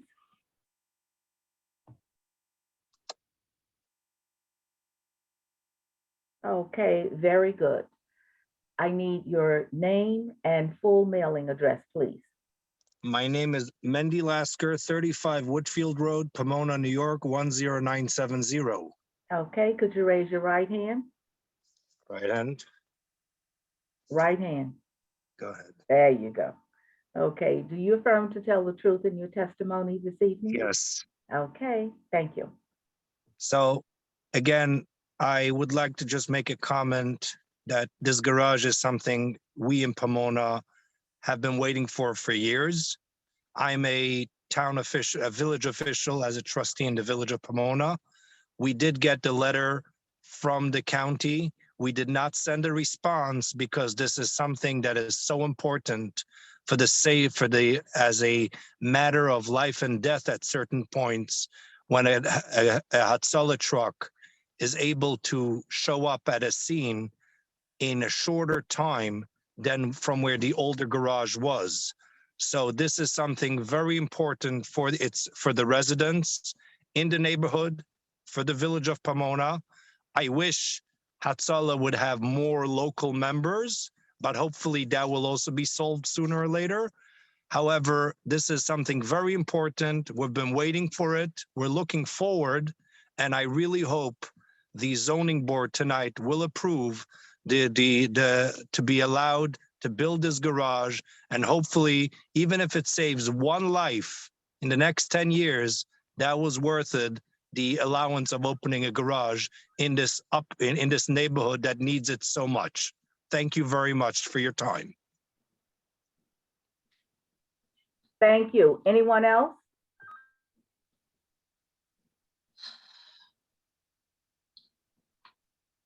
Yes, Madam Chair, we have a number of people raising their hands. Robert Trussell, I'm going to promote you to panelist.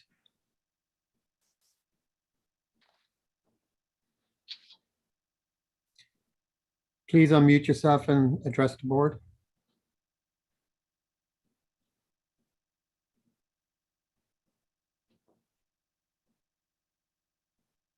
Robert, you're muted. I should be unmuted. Okay. And Yes, now, you are. can you put your camera on, please? Camera. There, great. Hi, Robert Okay. Trossel, 45 South Mountain Road, New City, New York, town of Ramapo, 45 and 47 South Mountain Road. Go ahead. Oh, no. A little backwards there. Those are things that I say. Okay, could you raise your right hand? It's up there. Do you affirm to tell the truth in your testimony this evening? And I just do. take it slow, just take it slow and easy, okay? Okay, Thank thank you. First of all, I'm in favor of Hatzola Ambulance, and we'd like to have them in this area, but this is not the proper site for them for a number of reasons. I have a letter before me. I'm on the board of Rosa of Rockland. I have a letter before me prepared by Deb Munitz. There are so many issues with this site. And Excuse with me, the can I interrupt you for a second? Yeah. Deb Munitz is here and has her hand raised. So why are you going to repeat what she has in the letter? Okay, I'll let her do the letter. I'll say my piece. As a resident of Rockland, and I've used 202, I know that area very well. There are a number of issues with that site. First of all, the whole site is owned by a condominium, and the condominium says that the units may only be used for office, professional, and business purposes. So the whole area is owned by a condominium. Deb can go into that more.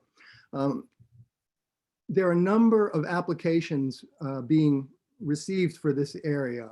Some are before the CDRC now, some are before the planning board, this one and the one following for the industrial warehouse. We talk about traffic. There is an application for a daycare center directly across from Laydentown Road, directly across Route 202. So we're talking about having a daycare center with buses. We're talking about having long, large semi-trucks coming from the industrial warehouse. And we're talking about having ambulances coming in all in the same area. That sounds to me like a recipe for disaster.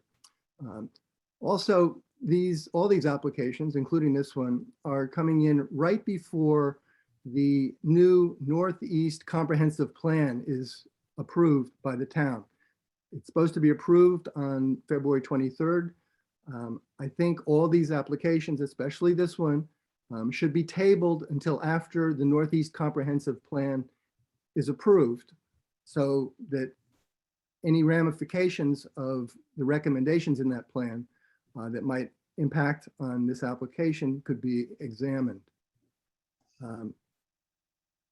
Also, in terms of the site not really changing the scenic area, if you drive down Route 202, you look over, if there's an ambulance building built on Laydentown Road, you will see it through the trees in the wintertime, definitely.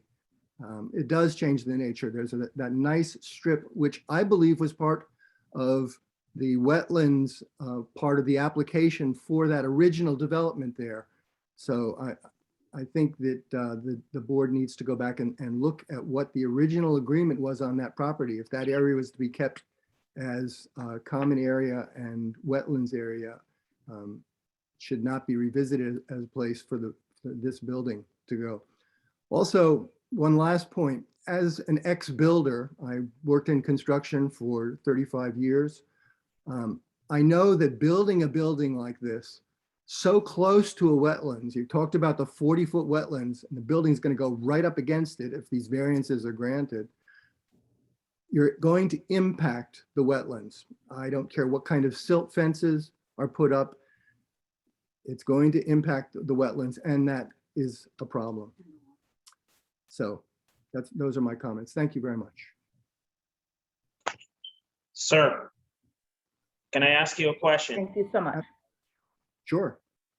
Now I have a scenario for you. God forbid, one of your family or your loved ones needs help, right?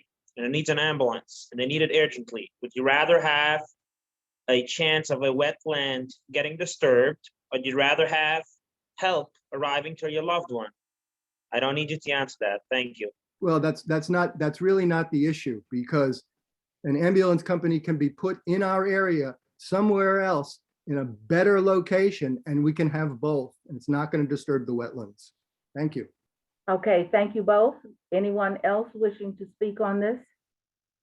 Yes, Madam Chair, we got a Nana Koch who will promote. Yes.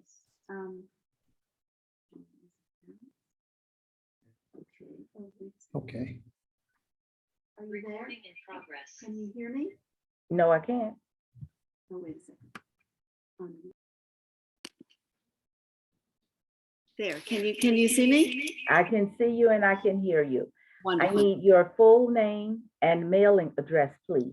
Yes, my name is Nana Koch. I live at 45 and 47 South Mountain Road, New City, the Ramapo section.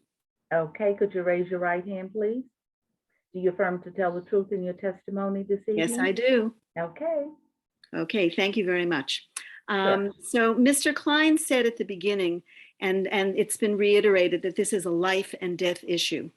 To me, that's pulling on heartstrings, but it's also not a life and death issue. The applicant already has a site. Why not upgrade and modernize that site? Well, why not do that? Rather than trying to get a use variance on a site that they say is not adequate. The applicant knew what they were buying when they negotiated a sale.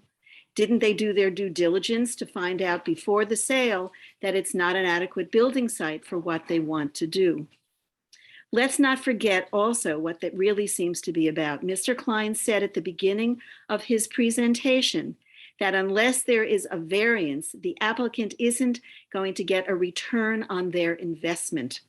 This doesn't seem to me to be about life and death, but rather it's about a purchase of a piece of property that they want to get more money on and a return on their investment. Life and death doesn't go somehow together for me with that. In essence, I don't believe the town should be in the business of giving a variance to an applicant so that they can get more money for what it is that they want to build. They knew what they were buying at the purchase, and they should live with that. Thank you very much.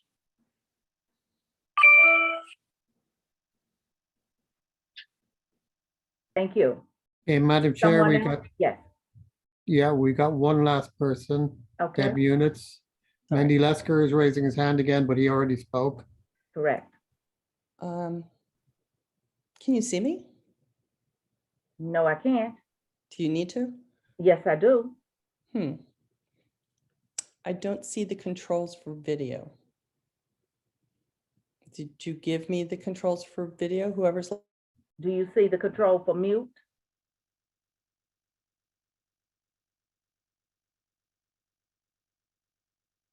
Okay, there we go. There you go. Good evening. Okay, good evening. I need your, now we've been through this before. Do you want me to just do it? Let's hope it's gonna be good tonight. My name is Deborah Munitz. I live at 5 Rose Hill Road in the town of Ramapo in the village of Montebello, 10901. I promised that everything I say tonight will be the truth to the best of my ability and knowledge.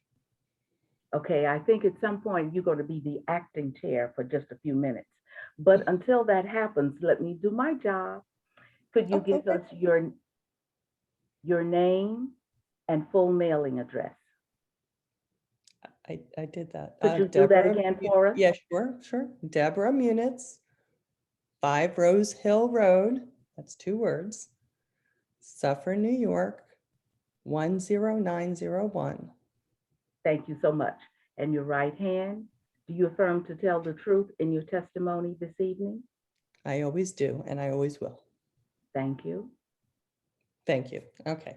Good evening, board. I've already submitted a letter, so I'm not going to go into all the details. I think the key point, and I've said this to everyone before, for me personally, and the reason I've been doing this advocacy for over a decade is I truly believe that land use planning is very, very flexible, but it provides a framework for us to actually make good decision making. And I think it's important to me that my town boards just simply follow the law and the process.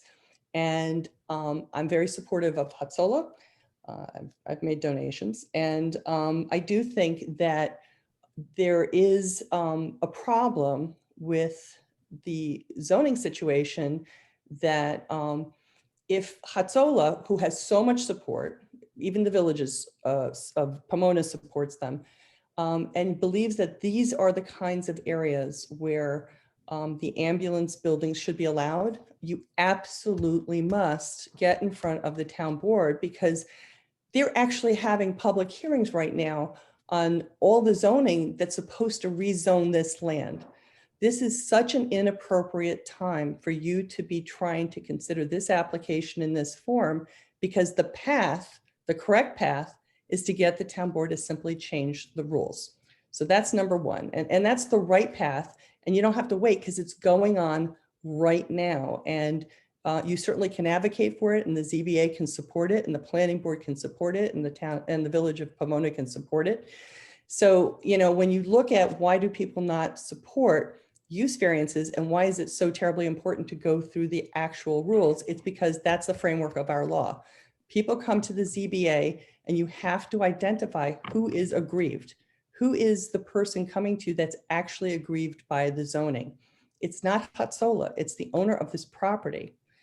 And so what you need to do, and what I've given you is a list of questions that I think that if you can kind of go through these with the applicant and see if you can flesh out the ownership situations, the rules. Right now, the sponsor seems to have a lot of control and can vote and do things and make changes and put in an application for a revised site plan and, you know, reconfigure. There's got to be a process for doing this, but I can tell you that this is not the process because back when this was first approved, there was a site plan. There was, you know, a planning board considered the use of this site.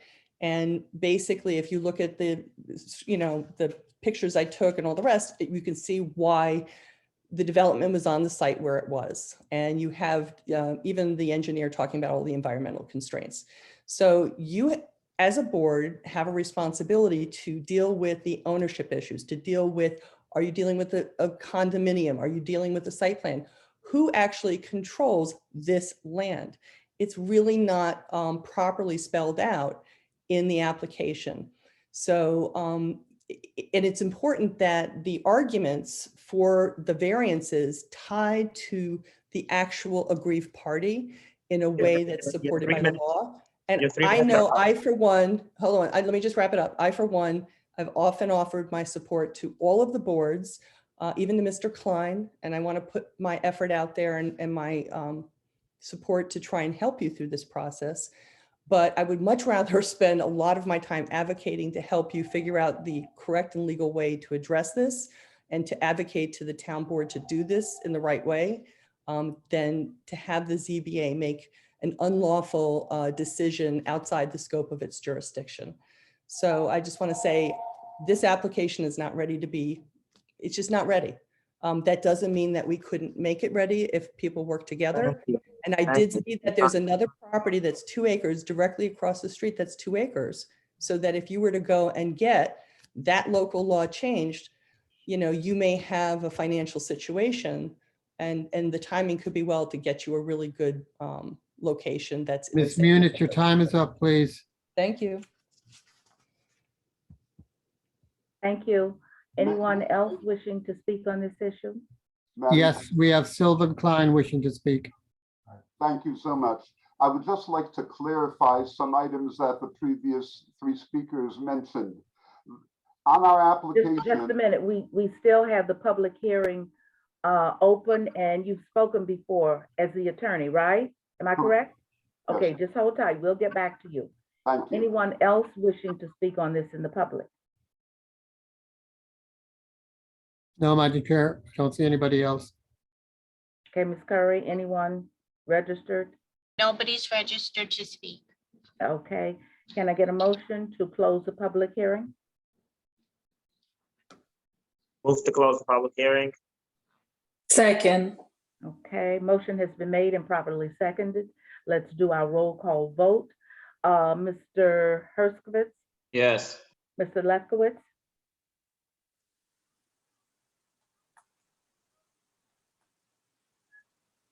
Yes. Mr. Singer, Yes. Ms. Journal, Yes. and I vote yes. Public hearing is now closed. We'll go to the attorney for some closing thoughts. Thank you very much, Madam Chairman. Our application is clear. The owner of the property is Pearlmont Commons. That owner has agreed to lease us property for an ambulance garage. a memorandum of law was submitted to the town 6-7 months ago, clarifying all items about the condominium and the application.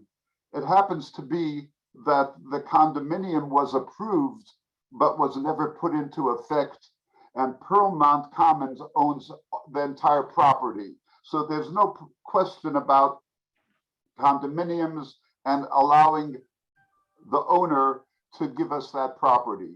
Hatzola did not buy any property, and we're here at the mercy and the good graces of the owner of the property. So therefore, we're not speaking about our money.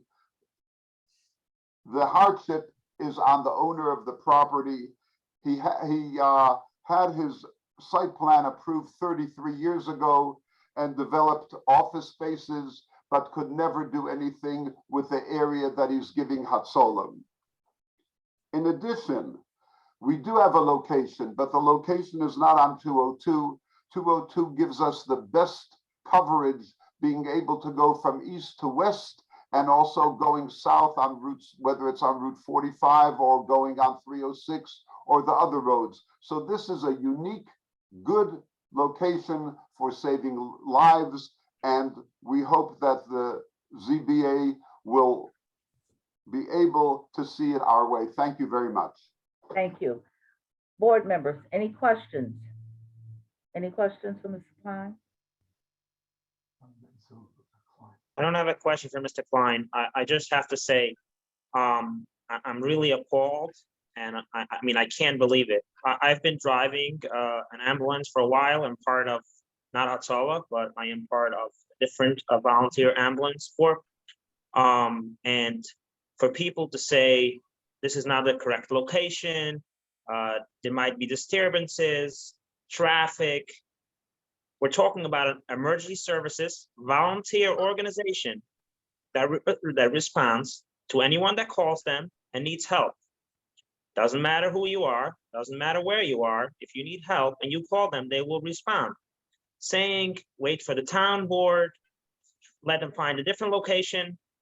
What if we push this off even by a day, and that day that was pushed off, somebody's life is in danger? Do we want to have it on our conscience? Yes, it is a matter of life and death. I think this board, since I've been here, we haven't had an easier application to make a decision. There is no money to be made here. This is a volunteer organization that operates for free. Both the volunteers and the organization itself do not make money off of this. So in saying, you know, that they're doing it for money is ludicrous for me. Again, in terms of a use variance, I think this is a case where it's an easy variance, given the fact that it will enhance the community or anybody driving through that community with getting emergency services help when it's needed the most. And I think all the other things are irrelevant when you talk about life and death. Thank you. Okay, thank you so much. Any other comments from board members? Any thoughts? A motion?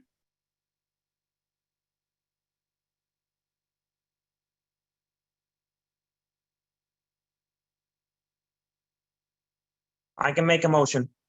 Okay.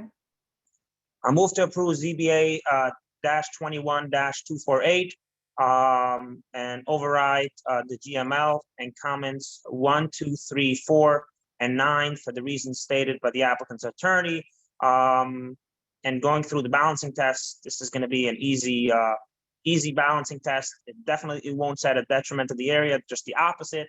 The benefit for the applicant, which is actually the benefit of the community, is definitely is better than the detriment to the community. There is no detriment of having an emergency services in your area. This was definitely not self-created, as this is a lot has been like that for a long time.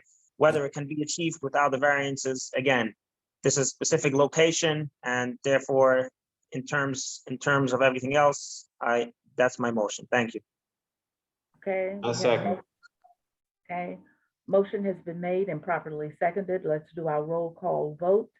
Okay, Ms. Journal, Yes. Mr. Lefkowitz, Yes. Mr. Herskovitz, Yes. Mr. Singer, Yes. and I vote yes, 5-0, motion carries. Thank you very much, Madam Chairman, members of the Zoning Board of Appeals. Thank you very, very much. Okay, have a good evening. Thank you. Thanks to all of you. Good night. Good night. Good night.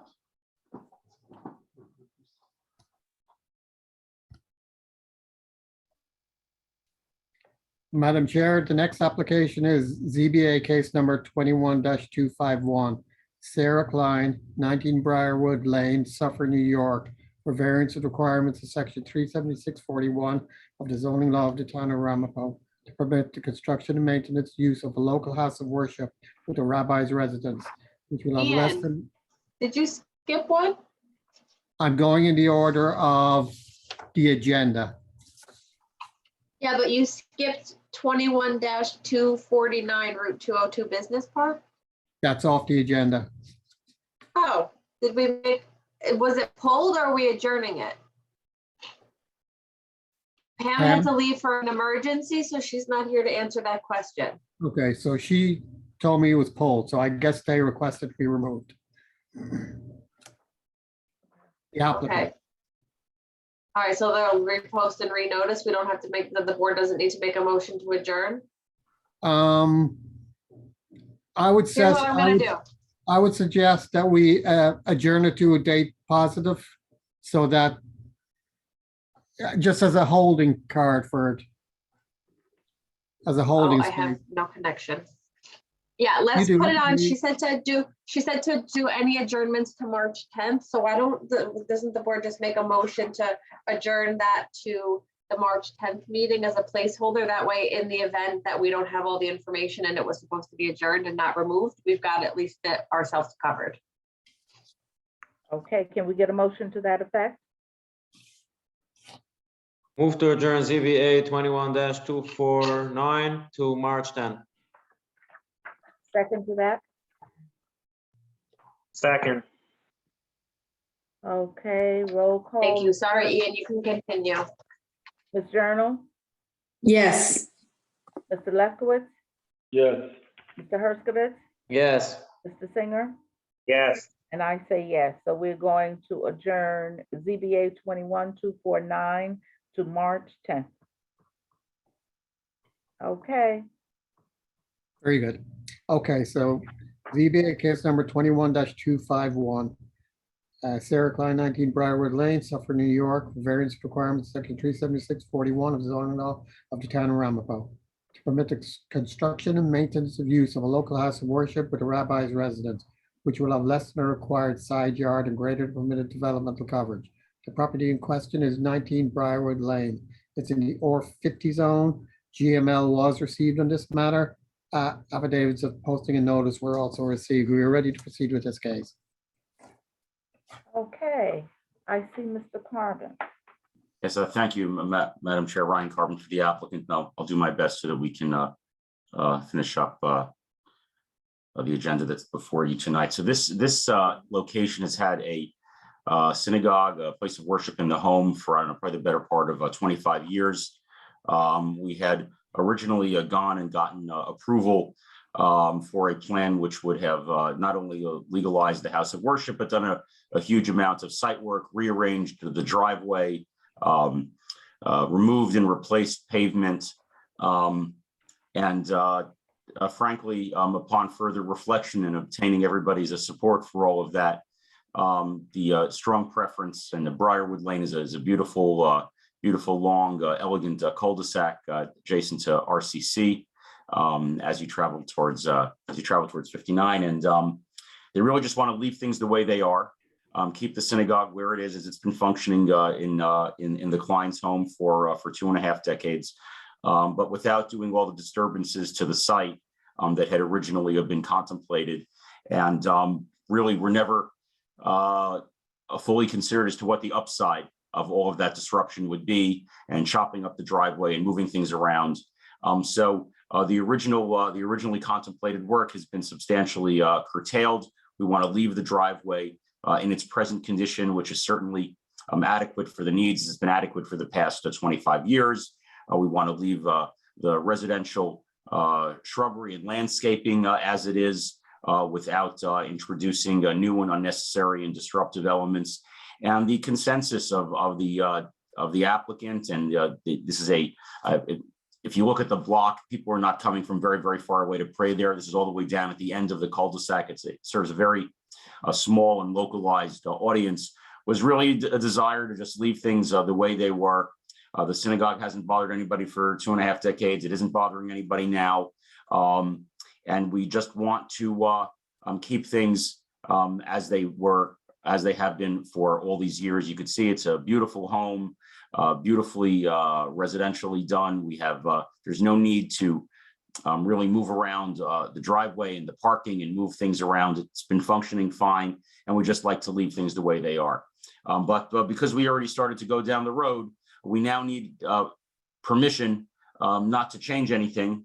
We need permission to leave it alone. Usually we're coming in and seeking the board's permission to be able to be disruptive.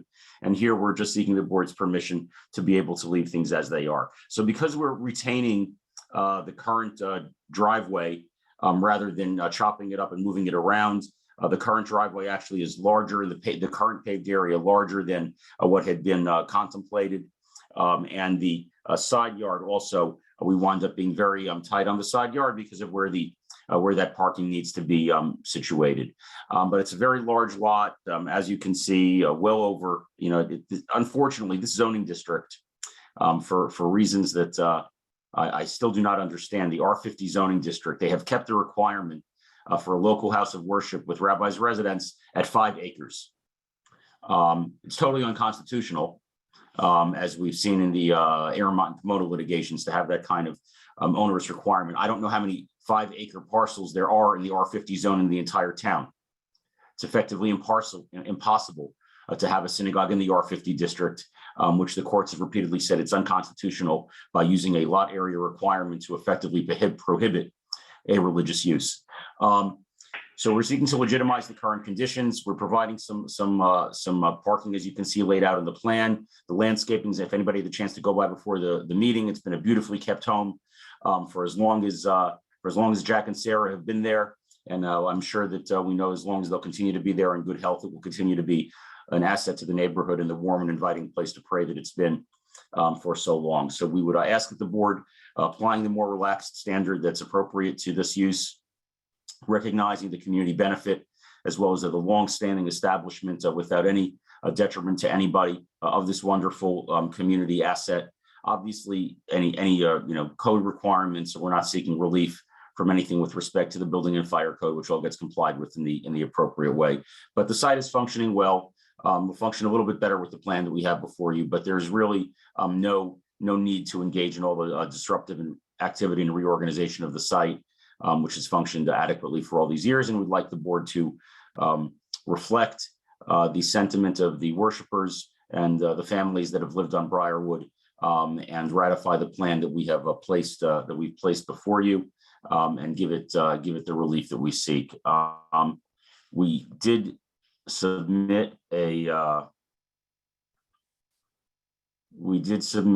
letter to you, and this comes to you. We did have to go before the planning board. The planning board had in due course adopted a negative declaration with respect to this. When the matter was before this board in 2019, you overrode relevant GML conditions, as did the planning board at that time. So we would just ask to be able to leave things the way they are with the minor modifications that are before you, and without all of the extensive site work and disruptive site work that we had originally contemplated. I don't know if anyone from the shul is online with us tonight who could testify more specifically to their positive experiences here, but it's a well-known in the community as a warm and wonderful and homey place, and we'd like to keep things the way they are to the greatest extent possible. Okay, thank you so much, Mr. Carbon. Okay, any questions for Mr. Carbon, members of the board? Any questions? Okay, Seeing none, let's open this up to the public. Members of the public wishing to speak on this issue. Mr. Smith, any hands up? You're muted. You're muted. Okay, Nobody's raising their hand in this matter, Madam Chair. okay. Hearing and seeing none. Can I get a motion to close the public hearing? I move to close the public hearing. Second. Okay, motion has been made to close the public hearing and properly seconded. Let's do our roll call vote. Mr. Lefkowitz, Yes. Mr. Herskovitz, Yes. Mr. Singer, Yes. Ms. Journal,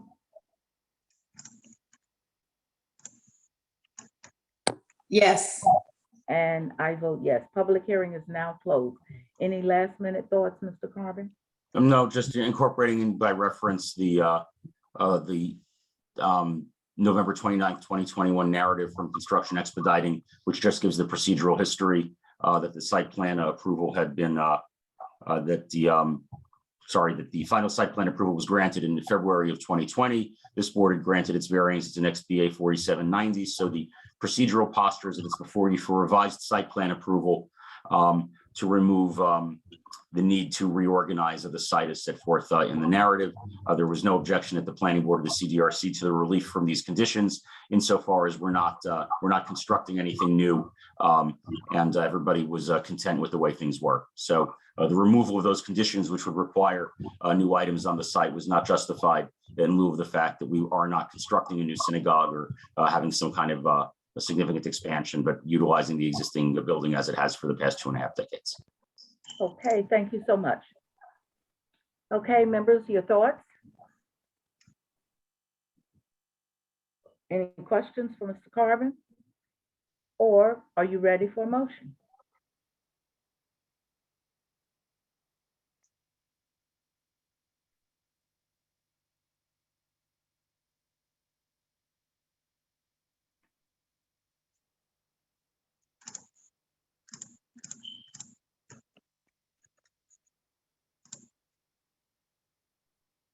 Okay, members, are we ready for a motion?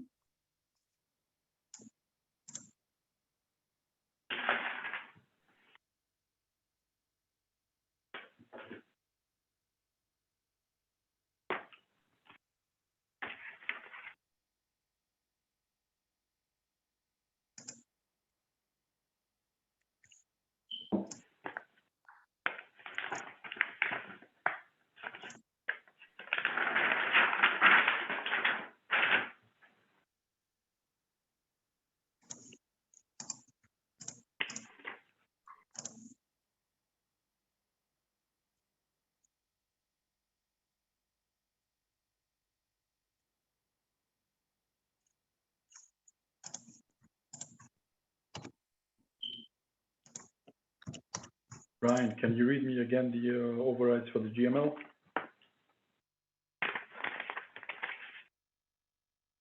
You're muted. I don't believe that a new GML was issued on the revised site plan for the removal of the conditions. I know there was a if you're incorporating the previous GML by reference, if you feel there's a need to override those conditions again, but there was no new GML issued for the revised approval, which was just to remove conditions that the town's local boards had placed upon the application on their own motion. The GML had was not addressed the scope of the project adequately initially, and this is just for a relief from some of those conditions.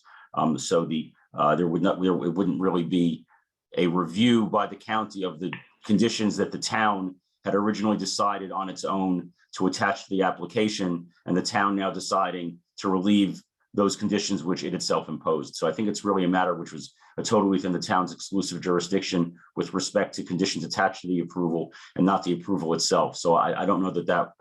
My understanding is that there is a new GML. There was a new GML letter received on January 28th, 2022. Was there? Yes. I don't know if anybody. Yes, that's why I was wondering. Let me see. I don't know if I have that. 1 second. Let me see. Let me double check that.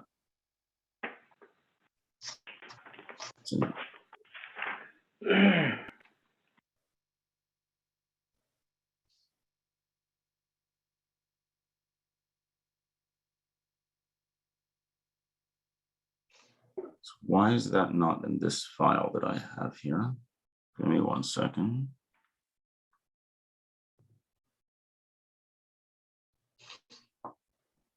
I don't see it. It's not in the packet. Yeah, it's in the packet. It's, there's the narrative, then there's the denial letter, and then there's the GML. Yeah, I don't know how this might have gotten detached. Give me 1 second.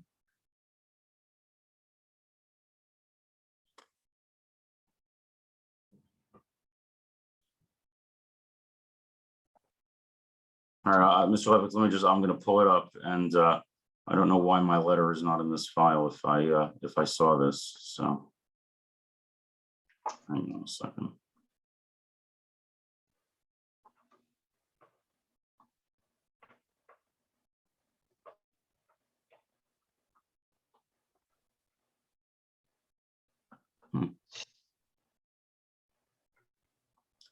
All right, so yeah, I guess it's just not in this folder here. So we would need an override of the disapproval. Comments 1. I mean, I just want to say off the bat, and there's no. This has got to be, and it's a good thing I didn't see this until now. This is one of the most outrageous letters that I have ever seen in all my years of reading these GMLs, basically saying that they oppose a house of worship at this location. There's no basis for that. It's a totally inappropriate use of an unconstitutional use of the GML process.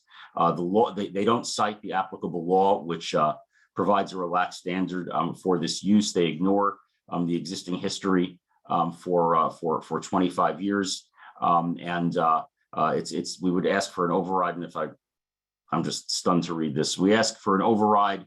It's worse than their letter back in 2019 of the disapproval for the reasons that I just stated. We ask for an override of comment 1, in which they basically state that they don't like a house of worship at these locations.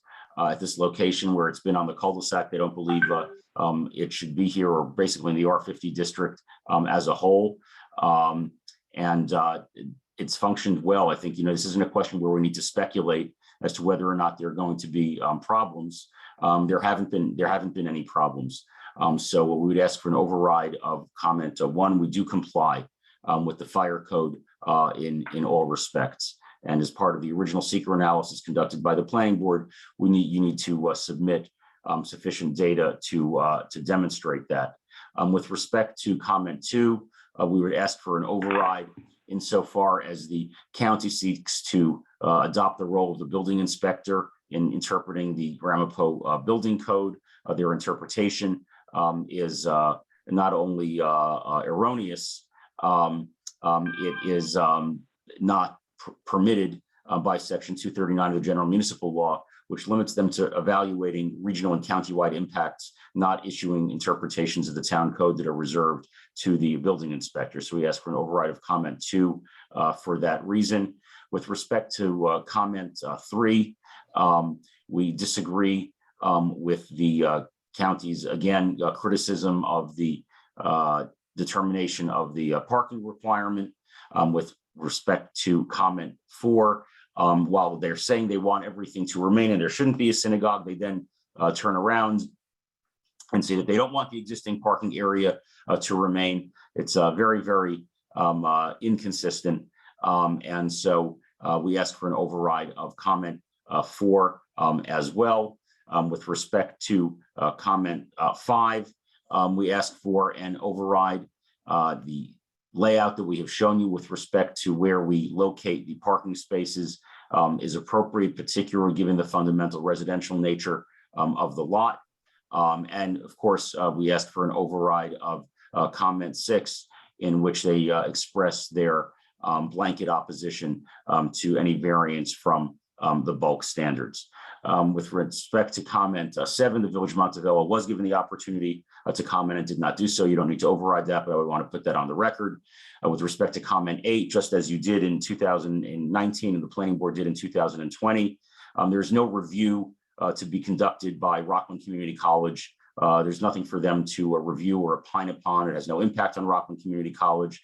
The college was notified both of the hearing as well as separately by the county. They chose not to express any opinion. So mandating an additional review by the college after they've already had the opportunity to do so, along with the Rockland County Department of General Services, is just absurd. Neither agency has any jurisdiction over this lot.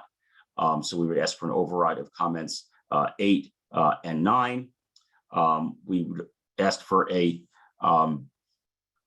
there does not need to be an additional review by the Rockland County Sewer District beyond the original review and conditions that were attached to the original approvals. We would ask for an override of comment 12. We would ask for an override of comments 14 and 15. Any further delineation of the parking spaces and any area for snow removal can be determined by the CDRCN or the town building department or the planning board at the time of final site plan approval. And the comments that are in comment 18, we don't need to, the board doesn't need to override, and they're more appropriately directed towards the planning board at the time of final site plan approval. We would return after this. So we would ask for an override of the disapproval of comment 1, 2, 3, 4, 5, 6, 8, 9, 12, 14, and 15. And again, this is an existing home worship space that has been there for 25 years, bothering absolutely no one. It's been it's a highly regarded group of people. They live on this beautiful street. Nobody wants more than the folks who worship here to keep this block as beautiful and tranquil as it has been for these decades. This is really a, when the county notes that there's such a long path, it takes such a long time to get from the top, from the beginning of Briarwood to College Road all the way down to the bottom. So anybody who lives on, the people who pray here are the people who don't want to go traverse that entire area and walk all the way across town. It's a very, very neighborhood place. They want to keep their cul-de-sac and keep their block beautiful and spiritual as it has been for all these years. And they're just asking for the board to relieve them of some of the disruptive conditions that would disturb the property and the block to the benefit of no one at all. So we would ask that the board make those necessary overrides and grant the relief, applying the appropriate standard of review for religious use, as well as recognizing the history here, as well as the board's previous approvals. Those site plan conditions that were ultimately added did not stem from any public demand or any intense demands from the town. There was just not a lot of reflection on the part of the applicant about what it meant to have all those conditions and tear up the site. And it's just not necessary. The planning board didn't think so either. When they heard us again, we went for a concept discussion. They adopted a negative deck again. We've been to the CDRC, and there, other than the county's hysterical letter, there doesn't really seem to be anyone who objects to keeping things as they are on Briarwood. Okay, thank you so much. Thank you. Okay, so I'm getting ready. I would make a motion to approve ZBA 21-251, overriding the disapproval and comments 1, 2, 3, 4, 5, 6, 8, 9, 12, 14, and 15 for the reasons stated by the applicant's attorney. Okay, we have a motion. Do we have a second to that motion? Second. Okay, motion has been made and properly seconded. Let's do our roll call vote. Okay, Mr. Herskovitz. Yes. Mr. Singer. Yes. Mr. Lefkowitz. Yes. Ms. Journal. Yes. And I vote yes. Motion carries 5-0.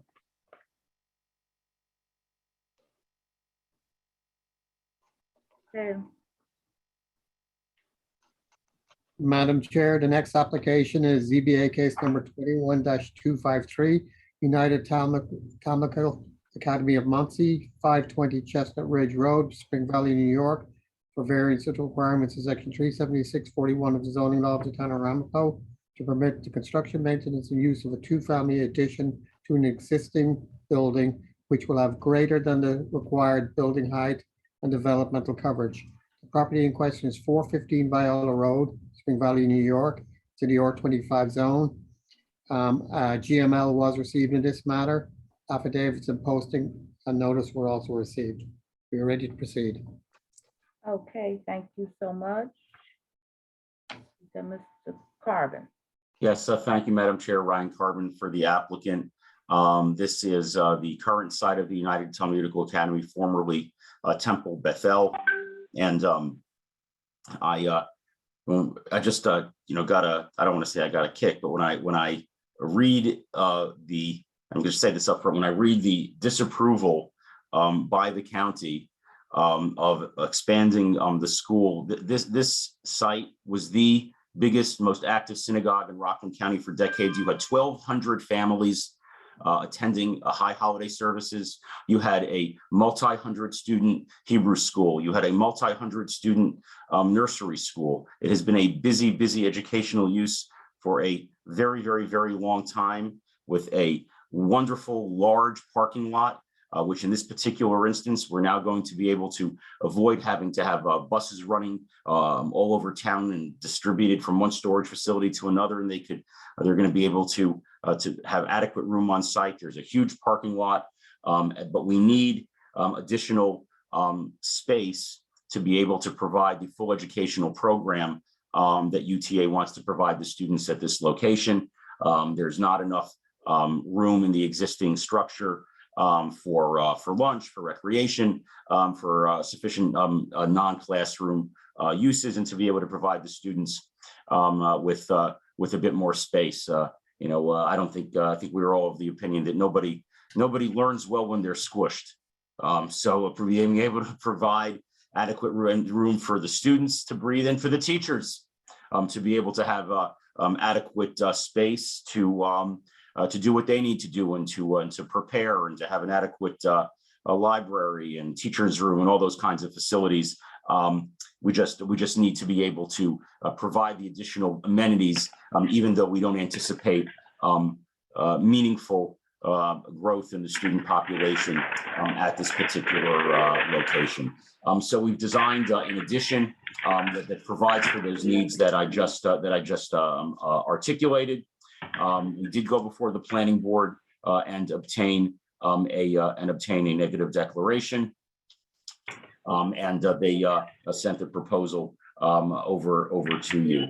With respect to the GML review, my comments are memorialized in a letter that I will be emailing to Pam at the conclusion of the meeting. The letter was just dated 2 days ago. I got it today.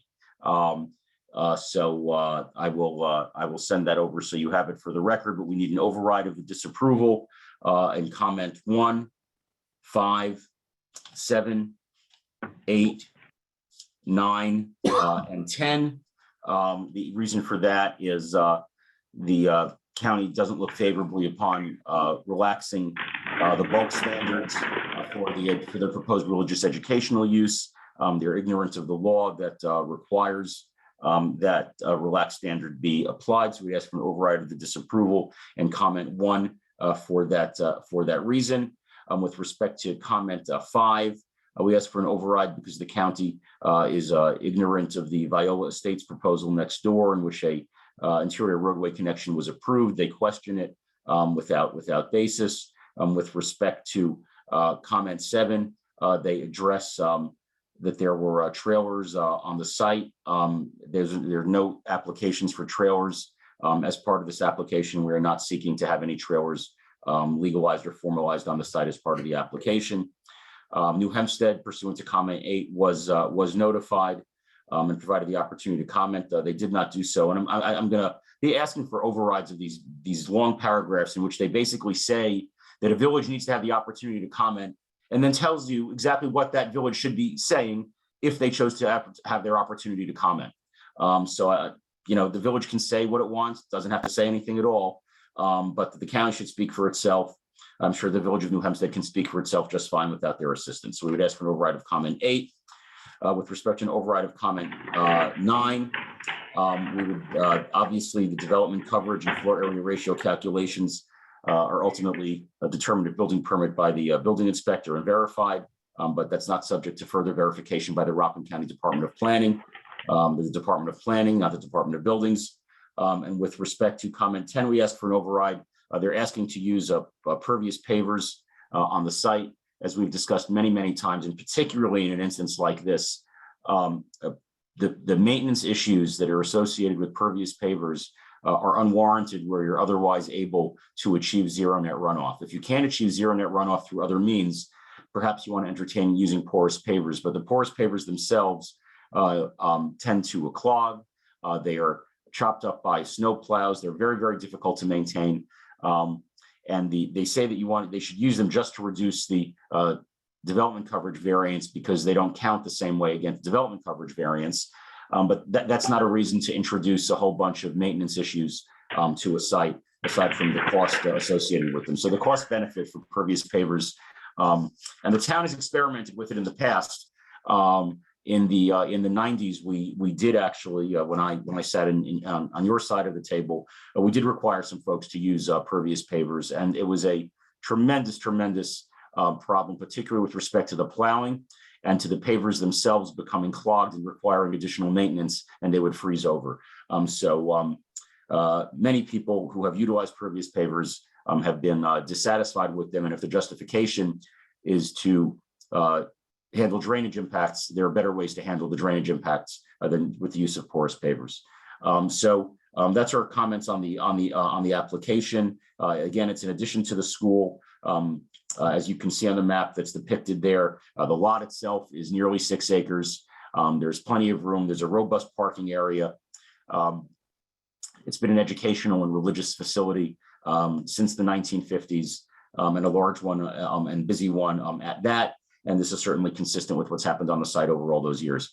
I know we have a brief amount of time left. There are some individuals and parents from the school that did just want the opportunity to share with the board their passion for the school and for the application at the appropriate time. And I'd be happy to answer any questions with respect to the substance of the application itself.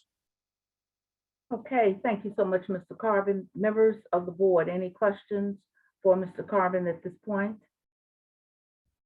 Okay, hearing none, let's go to the public. Mr. Smith? I have a letter to read in. If I could, can I start with that? Sure. Okay.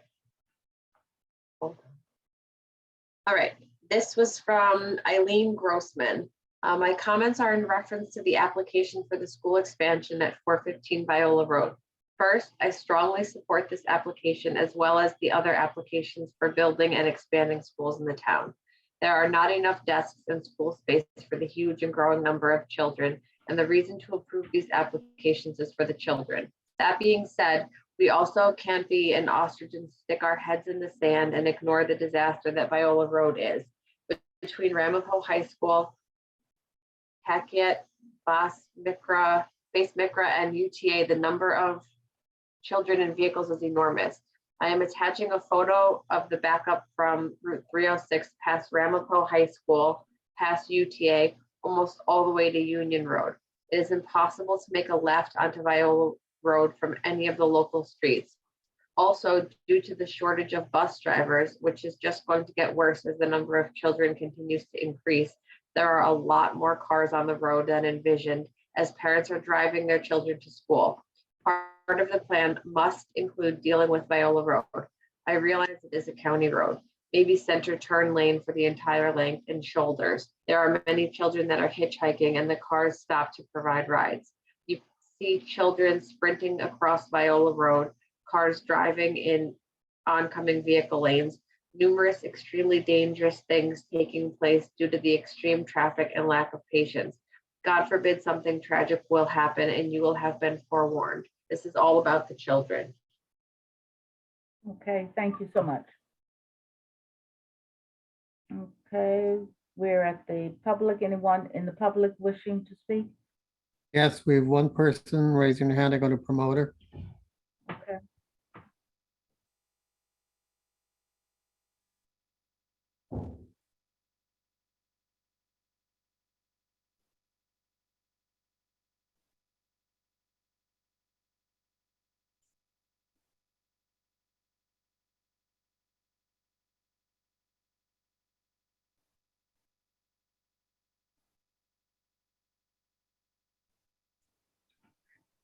Madam Chair, for some reason, I'm not able to promote her. I can allow her to talk, though. Okay. Serena, please unmute yourself and address the board.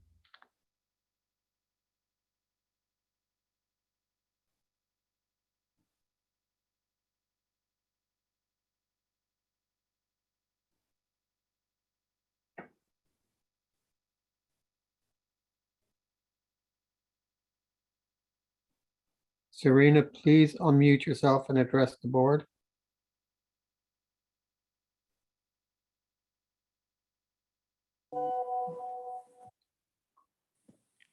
Okay, could you put your camera on, please? I think it is on. No, we're looking at, ooh, I think that's, It might be because she's an attendee and I can't promote her, so I could only allow her to speak.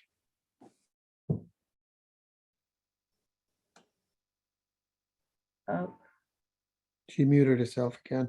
mhm. So she I can't was put the able camera, to promote her. She can turn on the camera now.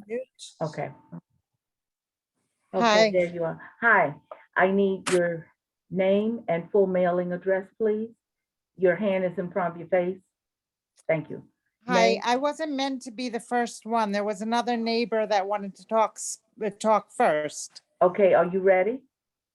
I'm not quite ready yet. That's why I wanted the neighbor to go first. Okay, do you see the neighbor? I see another person raising their hands now.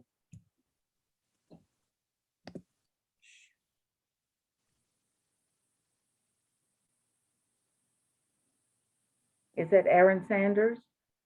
Yes. Okay, unmute yourself and put your camera on, please. Okay, I need your name and full mailing address. My name is Aaron Sanders. I live at 14 Zabriskie Terrace, Muncie, New York, 10952. Okay, could you raise your right hand? Do you affirm to tell the truth in your testimony this evening? I do. Thank you. You may proceed. Okay.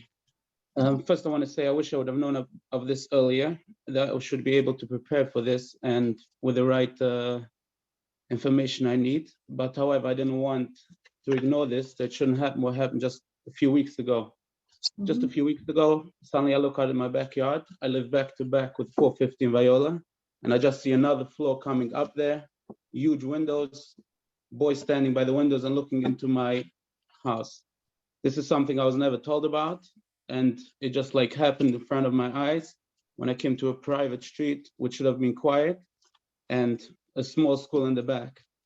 I didn't expect seeing suddenly huge windows in my backyard open without any shades, boys looking in the back. That's number one. And that's why I didn't want to miss this opportunity to just come on tonight and say what I have to say. In addition, first to what Mr. Carbon said before, he said it used to be a temple with hundreds and hundreds of attendees. And now he's saying the school is suddenly too squashed. I don't know how that two matches together. If hundreds of people were able to pray there in the past, I believe there should be enough space for the school. Number one, back to this place. Currently with this small location, it's not so small, but okay. It's right to my backyard. I wish I can come out and show you how close the building is to my backyard, which I don't believe this is supposed to be this way. There are boys the whole time in my backyard. They jump over the gate. They've numerous times broke the gate. And when I call them to fix it, they just about put a half cheap gate that's visible that you can look through, not what was beforehand, an invisible gate. Boys jump over the gate, they smoke in my backyard. I have videos of them in my backyard. I wish I wish I would have known about this earlier. I would have sent it into you and that you should be able to see what's going on in my backyard. They walk on my property every day, every single day. And it's very close to my backyard, as I said. Every night about 2 a.m., the garbage truck comes right in the back till my gate, making noise, waking up. Other trucks coming here every night, every morning, and them right to my property. So I just don't understand how making even a bigger property is going to help for this, just coming into my backyard completely. We also have every summer, they make pools right by my gate, noise every day. I just don't think, I think before going further with any of this application, you should come see this property. Actually, how close it is here to our houses, me and us and our neighbors. What? And I would love to see the plans before anything moves on here, because as of now, this doesn't make sense the way, at least totally open, huge building across my house. It shouldn't have been this way. It wasn't this way when I bought it just 2 years ago. And I would love to see at least plans, at least discuss it with me, show me something, what you're doing in my property before anything moves on. Thank you. I appreciate all the members for taking your time to listen here. And I hope we can get something done before any approval goes here. Thank you. Okay. Thank you so much. Okay. What's your address, Mr. Sanders? 14 Zabriskie Terrace. I'm back to back to this school. I bought Thank this you. house in October 2019. Okay, and I think we have the other person to speak. Is that Zarina? Mr. Sanders, sorry, 1 second, Madam Chair. Mr. Sanders, when did you say you bought your house? Oh, the October? When do we close? I think September 10th, 2019. So the school was already there when you bought the house, correct?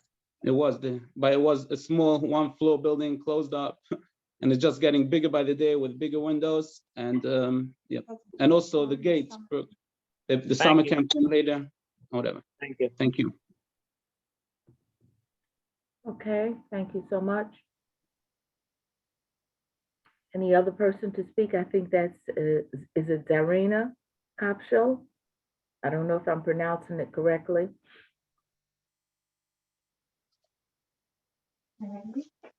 Could you unmute, please?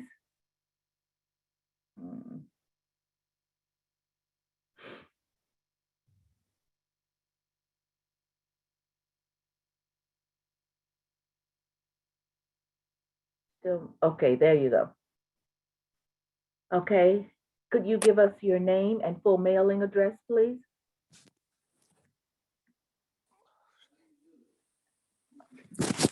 Hi, my name is Serena Capseo, 16 Zabriskie Terrace, Muncie, New York, 10952. Thank you so much. Could you raise your right hand? Do you affirm to tell the truth in your testimony this evening? I do. Okay. I live right next door to Mr. Sanders that just spoke. So our house is catty corner to that property. We've been here, I think, 27 years. We were here when the temple was here. We never had a problem. There were no distractions. The property now as a school, there's constantly, as Mr. Sanders stated, kids are trying to get in through the yards. They've broken our fence a few times. The noise coming out of there sometimes late at evening, once late in the evening is pretty bad. With music at midnight, after midnight, there's music playing many times. I've made reports to the police. They want to build something larger now. They tried building a second floor, it stopped. I don't understand why they need to build up or expand that way. They have the front of the property with the parking lot that is always empty. It's literally, I've never seen more than 10 cars in that parking lot, or buses even. So I don't know where they're getting it from, what they want to do. And I don't understand it. You know, as was outlined beforehand, the temple adequately served hundreds of families and Hebrew school, nursery school. So I don't know what's going to happen. I don't know what their plans are. And it's not something we've been told anything about.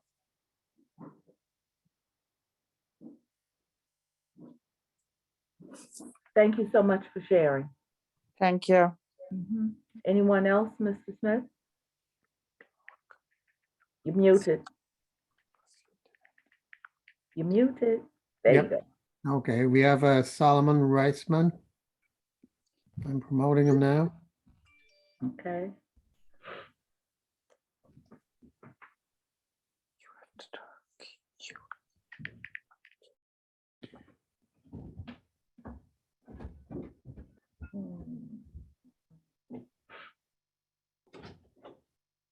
Is he there?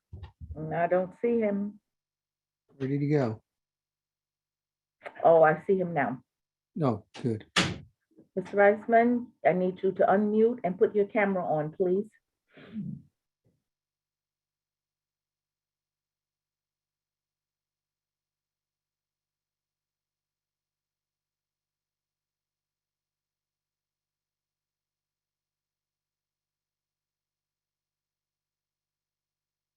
You're muted. And could you put your camera on?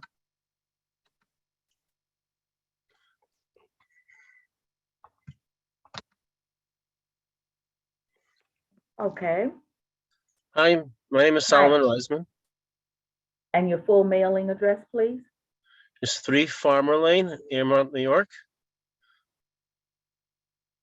Zip I code? work with the school, Zip code? 10952. Okay, could you raise your right hand, please? Do you affirm to tell the truth in your testimony this evening? Yes. Okay. So I work with the school. There are some very important points that have to be made to understand what's really going on here. The school serves the community, and currently there are a couple hundred kids there in the school right now. The classes are very small. The lunchroom is small. There's no recreational area. It's very difficult to accommodate the needs on the current usage. There's a very small play area in the school, and there's a tremendous need to really expand what we need to do in order to accommodate the usage for the school in order to continue education there. It's currently ongoing there. The school, this building has been used for many years for more children. There are more people than they currently, and the current added area would definitely help out in the education that we're currently using it for. Thank you. Okay, thank you so much. Anyone else, Mr. Smith? You mute? Yes, Madam Chair, we have an Adam Can. I'm going to promote him. Okay.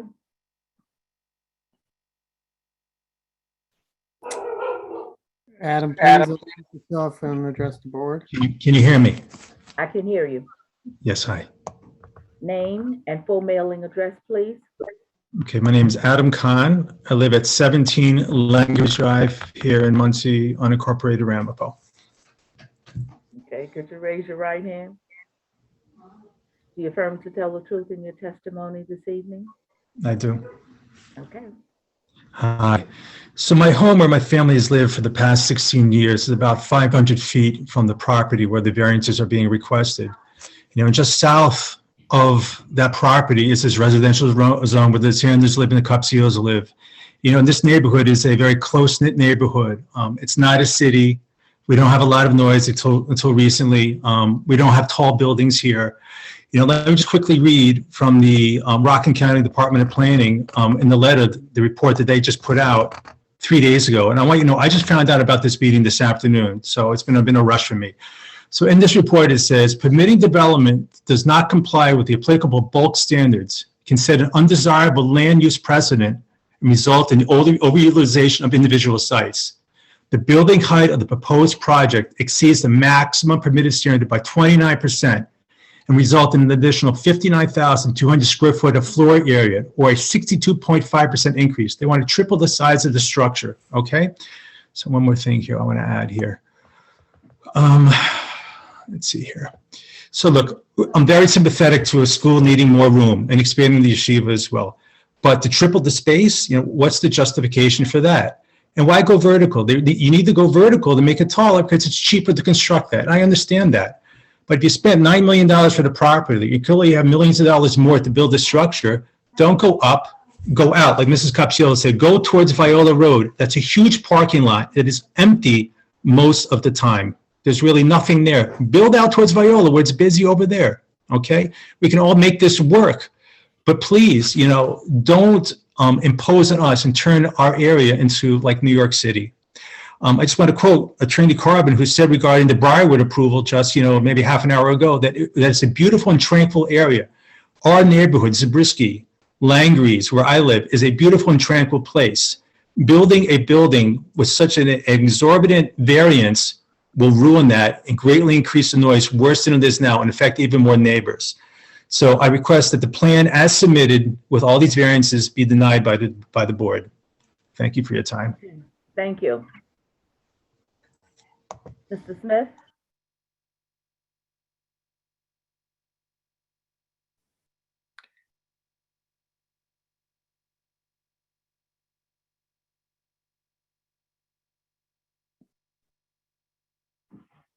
See anyone? Yes, I'm promoting her now. Okay. Okay. Can I have your name and full mailing address, please? Shani Beckhofer, 3 Zabriskie Terrace, Muncie, New York, 10952. Okay, could you raise your right hand? Do you affirm to tell the truth in your testimony this evening? Yes. Okay. Okay, I want to echo my neighbors that we're happy to have the yeshiva in the neighborhood. And we understand that transforming the building into a school, into a yeshiva, could require some adjustments, and we do not have any problem with that. But we do have some issues and questions about this particular proposal, right? And I want to start off by saying it's a type 1 classification. And given that it raises a lot of issues, I don't think one meeting is enough. The neighbors really need more information to review to be able to give you informed comments. We're asking you to require them to share their floor plan. We ask for the opportunity to fully understand the intended use of the tripling of size and whether the planned bus parking lot borders on commercial use. Okay, so I have 3 points here. In order for you to be able to balance their need with the impact on the neighborhood, we ask you to require them to justify their need to triple the size of the existing building, which is currently serving their either 350 students or 500 students or a couple of hundred students, whatever it is, they're there. It's a very large building of over 30,000 square feet. It's just totally unclear why they need to triple it. They say they have no plan to increase the number of students. They say that it's insufficient for cultural programming, blah, blah, blah. But without floor plans, this proposal is a huge imposition on the neighborhood. And I believe you have every right to push them assertively to be transparent about their intended use to justify the imposition. If they plan to include dormitories, there are secret implications. If they plan to continue and expand upon their community celebrations that you heard about, that they host from time to time until late into the night, or maybe they plan to establish a simcha hall. This use needs to be explicitly requested and has very significant implications for our quiet neighborhood. If you do give them the green light, I'm asking you at the very least to explicitly and very clearly limit the use to instruction and student learning. It's a school. That's what they're telling you they want it for. They claim they need to triple the size without increasing any students. Please restrict the use. Number 2, I haven't seen any packets with convincing accounts of a thorough and realistic impact study to meet the secret requirements for type 1. They want you to rely on the planning board having taken the legally requisite hard look. We don't see evidence of that. There's no way that a building of this size and a bus parking lot would not impact the entire area with additional strain on the already insufficient infrastructure. That stretch of Viola Road and the intersection of Viola and 306 are particularly dangerous, not just onerous, but dangerous. There have been fatalities in that location. Yet there's no serious traffic study I could find. And the way that they address traffic, they state, and I quote, significant community-wide traffic benefits from the ability of the United Talmudical Academy to more centrally manage the parking of their buses overnight. Okay, this leads us to wonder whether they plan to park buses from different branches of UTA schools in this lot, which I know is a question that this board has raised and others have raised.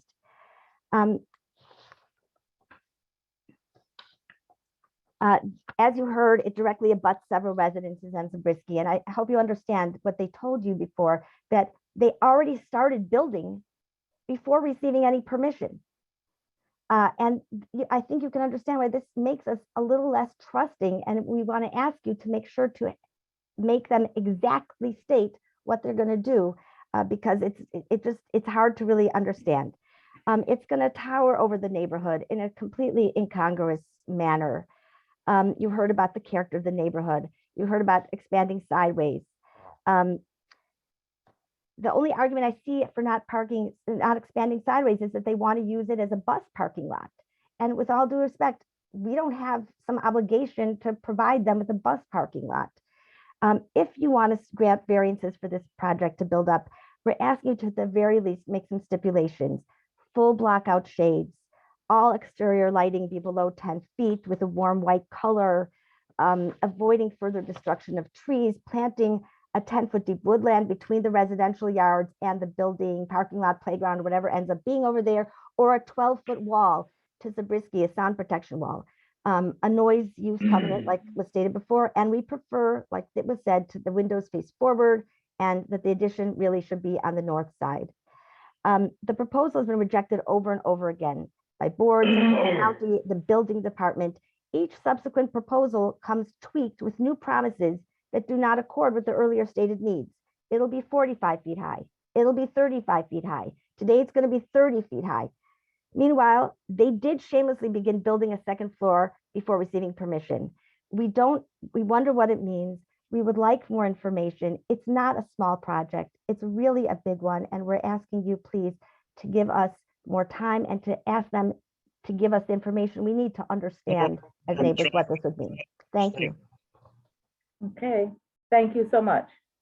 Mr. Smith, anyone else? Yes, we have 3 people. The next one is Joel Freed. Okay.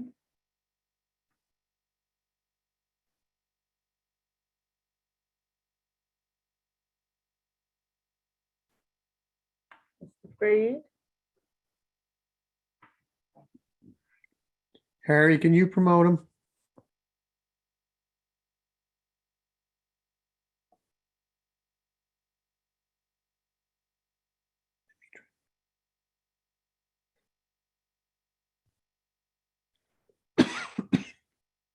One second. Thank you.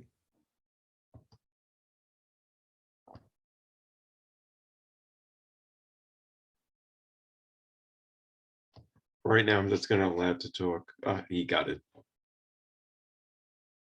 Okay, unmute Mr. Freed.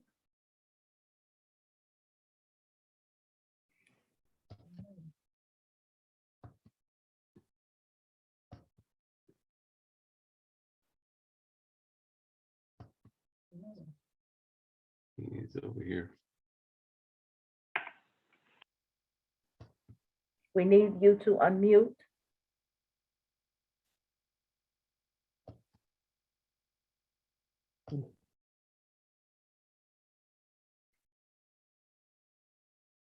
Ian, maybe you let in somebody else in the meantime.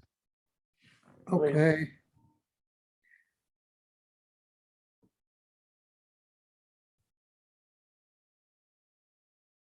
Okay, Deb Eunice wishes to speak.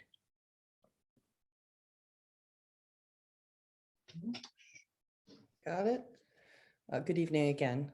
Good evening. Name and full mailing address, please. It's Deborah Munitz, 5 Rose Hill Road, Suffolk, New York, 10901. Thank you. Could you raise your right hand? Do you affirm to tell the truth in your testimony this evening? Yes. Thank you. Thank you for letting me speak. I wanted to provide testimony. I've been involved in, helping neighbors address, their concerns regarding impacts from schools. And I have suggestions as to an approach that the board can make to try and get through this and do some balancing and help the school achieve its goals and protect the neighbors. The first question I would like the board to answer before deliberating is where in the secret process you are, because a lot of these issues are secret issues, and to help clarify for the public how that process is being taken place. If any decisions have been made, there was nothing in the notice that there has been a decision made, so I'm presuming that there has not been a neg deck at this point. And a lot of the issues raised should be covered under that process. Obviously, the issues that are being raised are visual impacts, noise impacts, and traffic impacts are the three big ones, and I do have recommendations. And I want to just remind the board that it's your responsibility not just to balance these impacts with what the applicant is trying to achieve, but it is your responsibility to minimize the variances. So you actually have a responsibility to minimize it. I want to read into the record, and I'll try and do it as quickly as I can. I actually went and did FOIL requests at various schools in my area to help provide some input into the planning board process for a school expansion that was similar in size. And I wanted to make it clear, just to give some scope of how many people can fit into significantly smaller spaces. And Beis Yaakov is trying to expand, and they were also looking to expand by over 40,000 square feet, also making representations that there's no additional students with the intent of having like multi-purpose space. So I was investigating multi-purpose space and auditorium space. And to give you a sense of scope, the Suffolk Middle School auditorium, which is 65 feet by 94 feet, it's over just 6,110 square feet, has a seating capacity of 738 people. And the Suffern High School auditorium has 11,130 square feet with a seating capacity of 1,182 people. The Suffern Community Center, that's specifically designed to be a multi-purpose space. So, my kids play basketball there. People put on plays there. I had my son's Eagle Scout ceremony there where we serve food. Is less than 5,000 square feet. And the main multi-purpose area is like 4,259 square feet. It has a small warming kitchen, a lobby, a stage. And I just wanted to make, I am wrapping it up. I just want to, I'm giving you data. We want to finish this meeting. Hello? I'm sorry? Your time is up. Well, I'm trying to give you actual data for your. Thank you, but your time is up. Okay, I would like to just make one last comment to ask you to please leave the hearing open so that further data can be submitted. And I'd like to give you some examples of how my school, which is in Manhattan, did windows that help protect the neighbors from visual impacts. Okay, do we have anyone else, Mr. Smith, to speak? Yes, Madam Chair. Joel Freed, can you unmute yourself, please?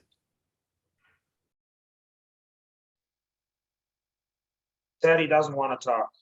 Okay, anyone else? Yay. Yes, Madam Chair, we have two other people. One person then, because he doesn't want to talk. We have a person called Jacob. Madam Chair, before we go to them, the time is now 10:20. It doesn't seem fairly possible to finish this application tonight. My suggestion would be to the board that we adjourn this application and leave the public hearing open and continue it on a different night, since just to finish the public hearing and start debating and the lawyers replying would take too much time tonight. Thank you. And there's only one person left asking to speak. Okay, let's hear from some of the board members. What are your thoughts on that? We have one person left to speak on this issue. As Mr. Singer said, after that speaking, we give the attorney an opportunity to wrap up. Then we need to deliberate. What are your thoughts? One suggestion would be to adjourn, and the other would be to just continue on. What are your thoughts? I agree to Mr. Singer that we should adjourn and leave the public hearing open. Any other board members? I second that, unless if we just listen to that one member who wants to speak, but not go beyond that for tonight. My suggestion to the board would just to be to let that last person speak and then make a decision whether you want to close the public hearing and adjourn for a reserved decision, or you could of course keep the public hearing open at that point. Okay, thank you so much. Okay, I agree with our attorney, and hopefully you will too. We have one more person to speak on that. that person will speak. And at that point, we will, someone will make a motion to adjourn this case and keep the public hearing open, and we'll move on. Okay, I see someone with the name Jacob. Is this the person, Mr. Smith? Yes, it is, Madam Chair. Okay, good evening, sir. Good evening. Okay, we need your full name and full mailing address, please. Jacob Rothman, 8 Guan Lane, Muncie, New York, And the zip. 10952. Thank you. Could you raise your right hand? Yes, Do you affirm to tell the truth in your testimony this evening? yes. Okay, thank you. You may proceed. My name is Jacob Rothman. I'm working for UTA. And I never heard any concern from the neighbor. First of all, this building is 90% of the building is only 1 story. And we have almost 6 acres. It's a big land and it's a school, I think, since 1965. If the neighbors has an issue in the back, we can make a fence for them. And we bought it as a school, and any regular house in Muncie can get a permit for 2 floors, 3 floors. So I don't see any issue for getting another 2 floors. And parking, we have enough. And if we're ready to compensate the neighbors if they have any issue with a fence. Okay. Thank you so much.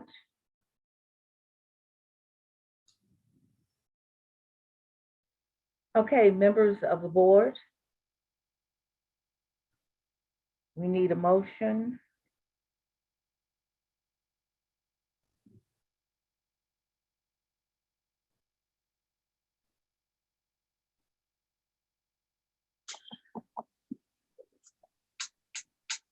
What date can, first of all, we're keeping the public meeting open, right? Correct. So what day, we're doing a postponement and adjournment for March 10th, March March 10.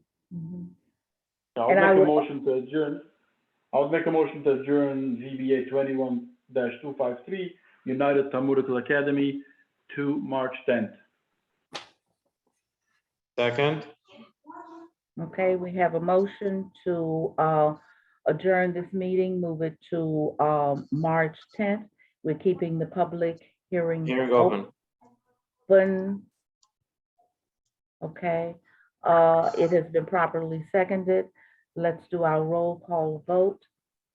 Mr. Herskowitz, Yes. Mr. Lefkowitz, Yes. Mr. Singer, Yes. Ms. Journal, Yes. and I vote yes.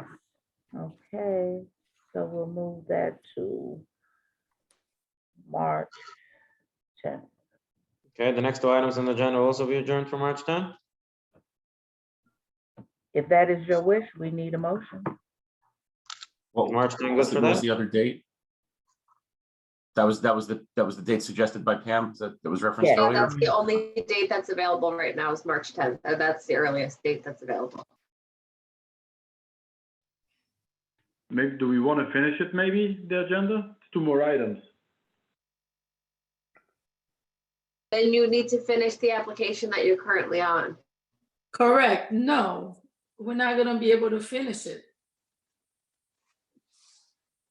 We're already over 10 minutes our time. I mean, Correct. it is Okay. late. Yeah, I still have to go to a wedding. At this time, Mr. Singer?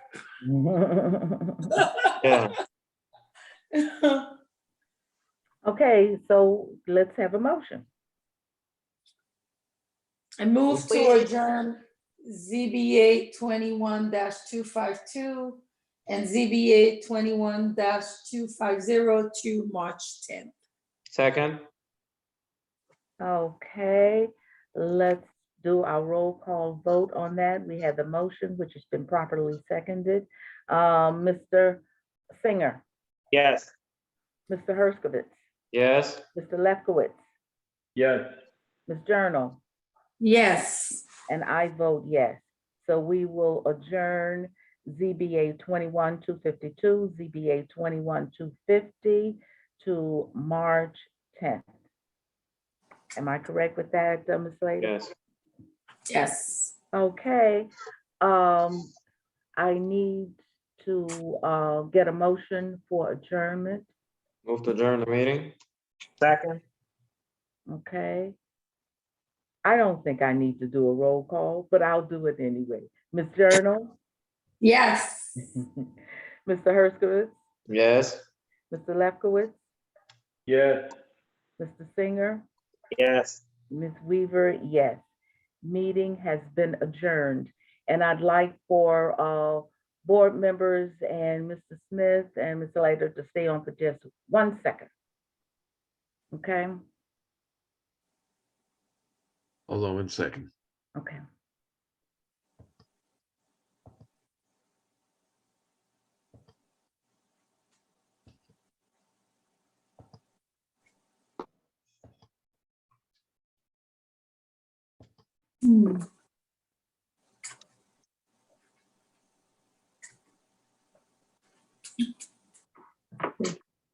Oh, one.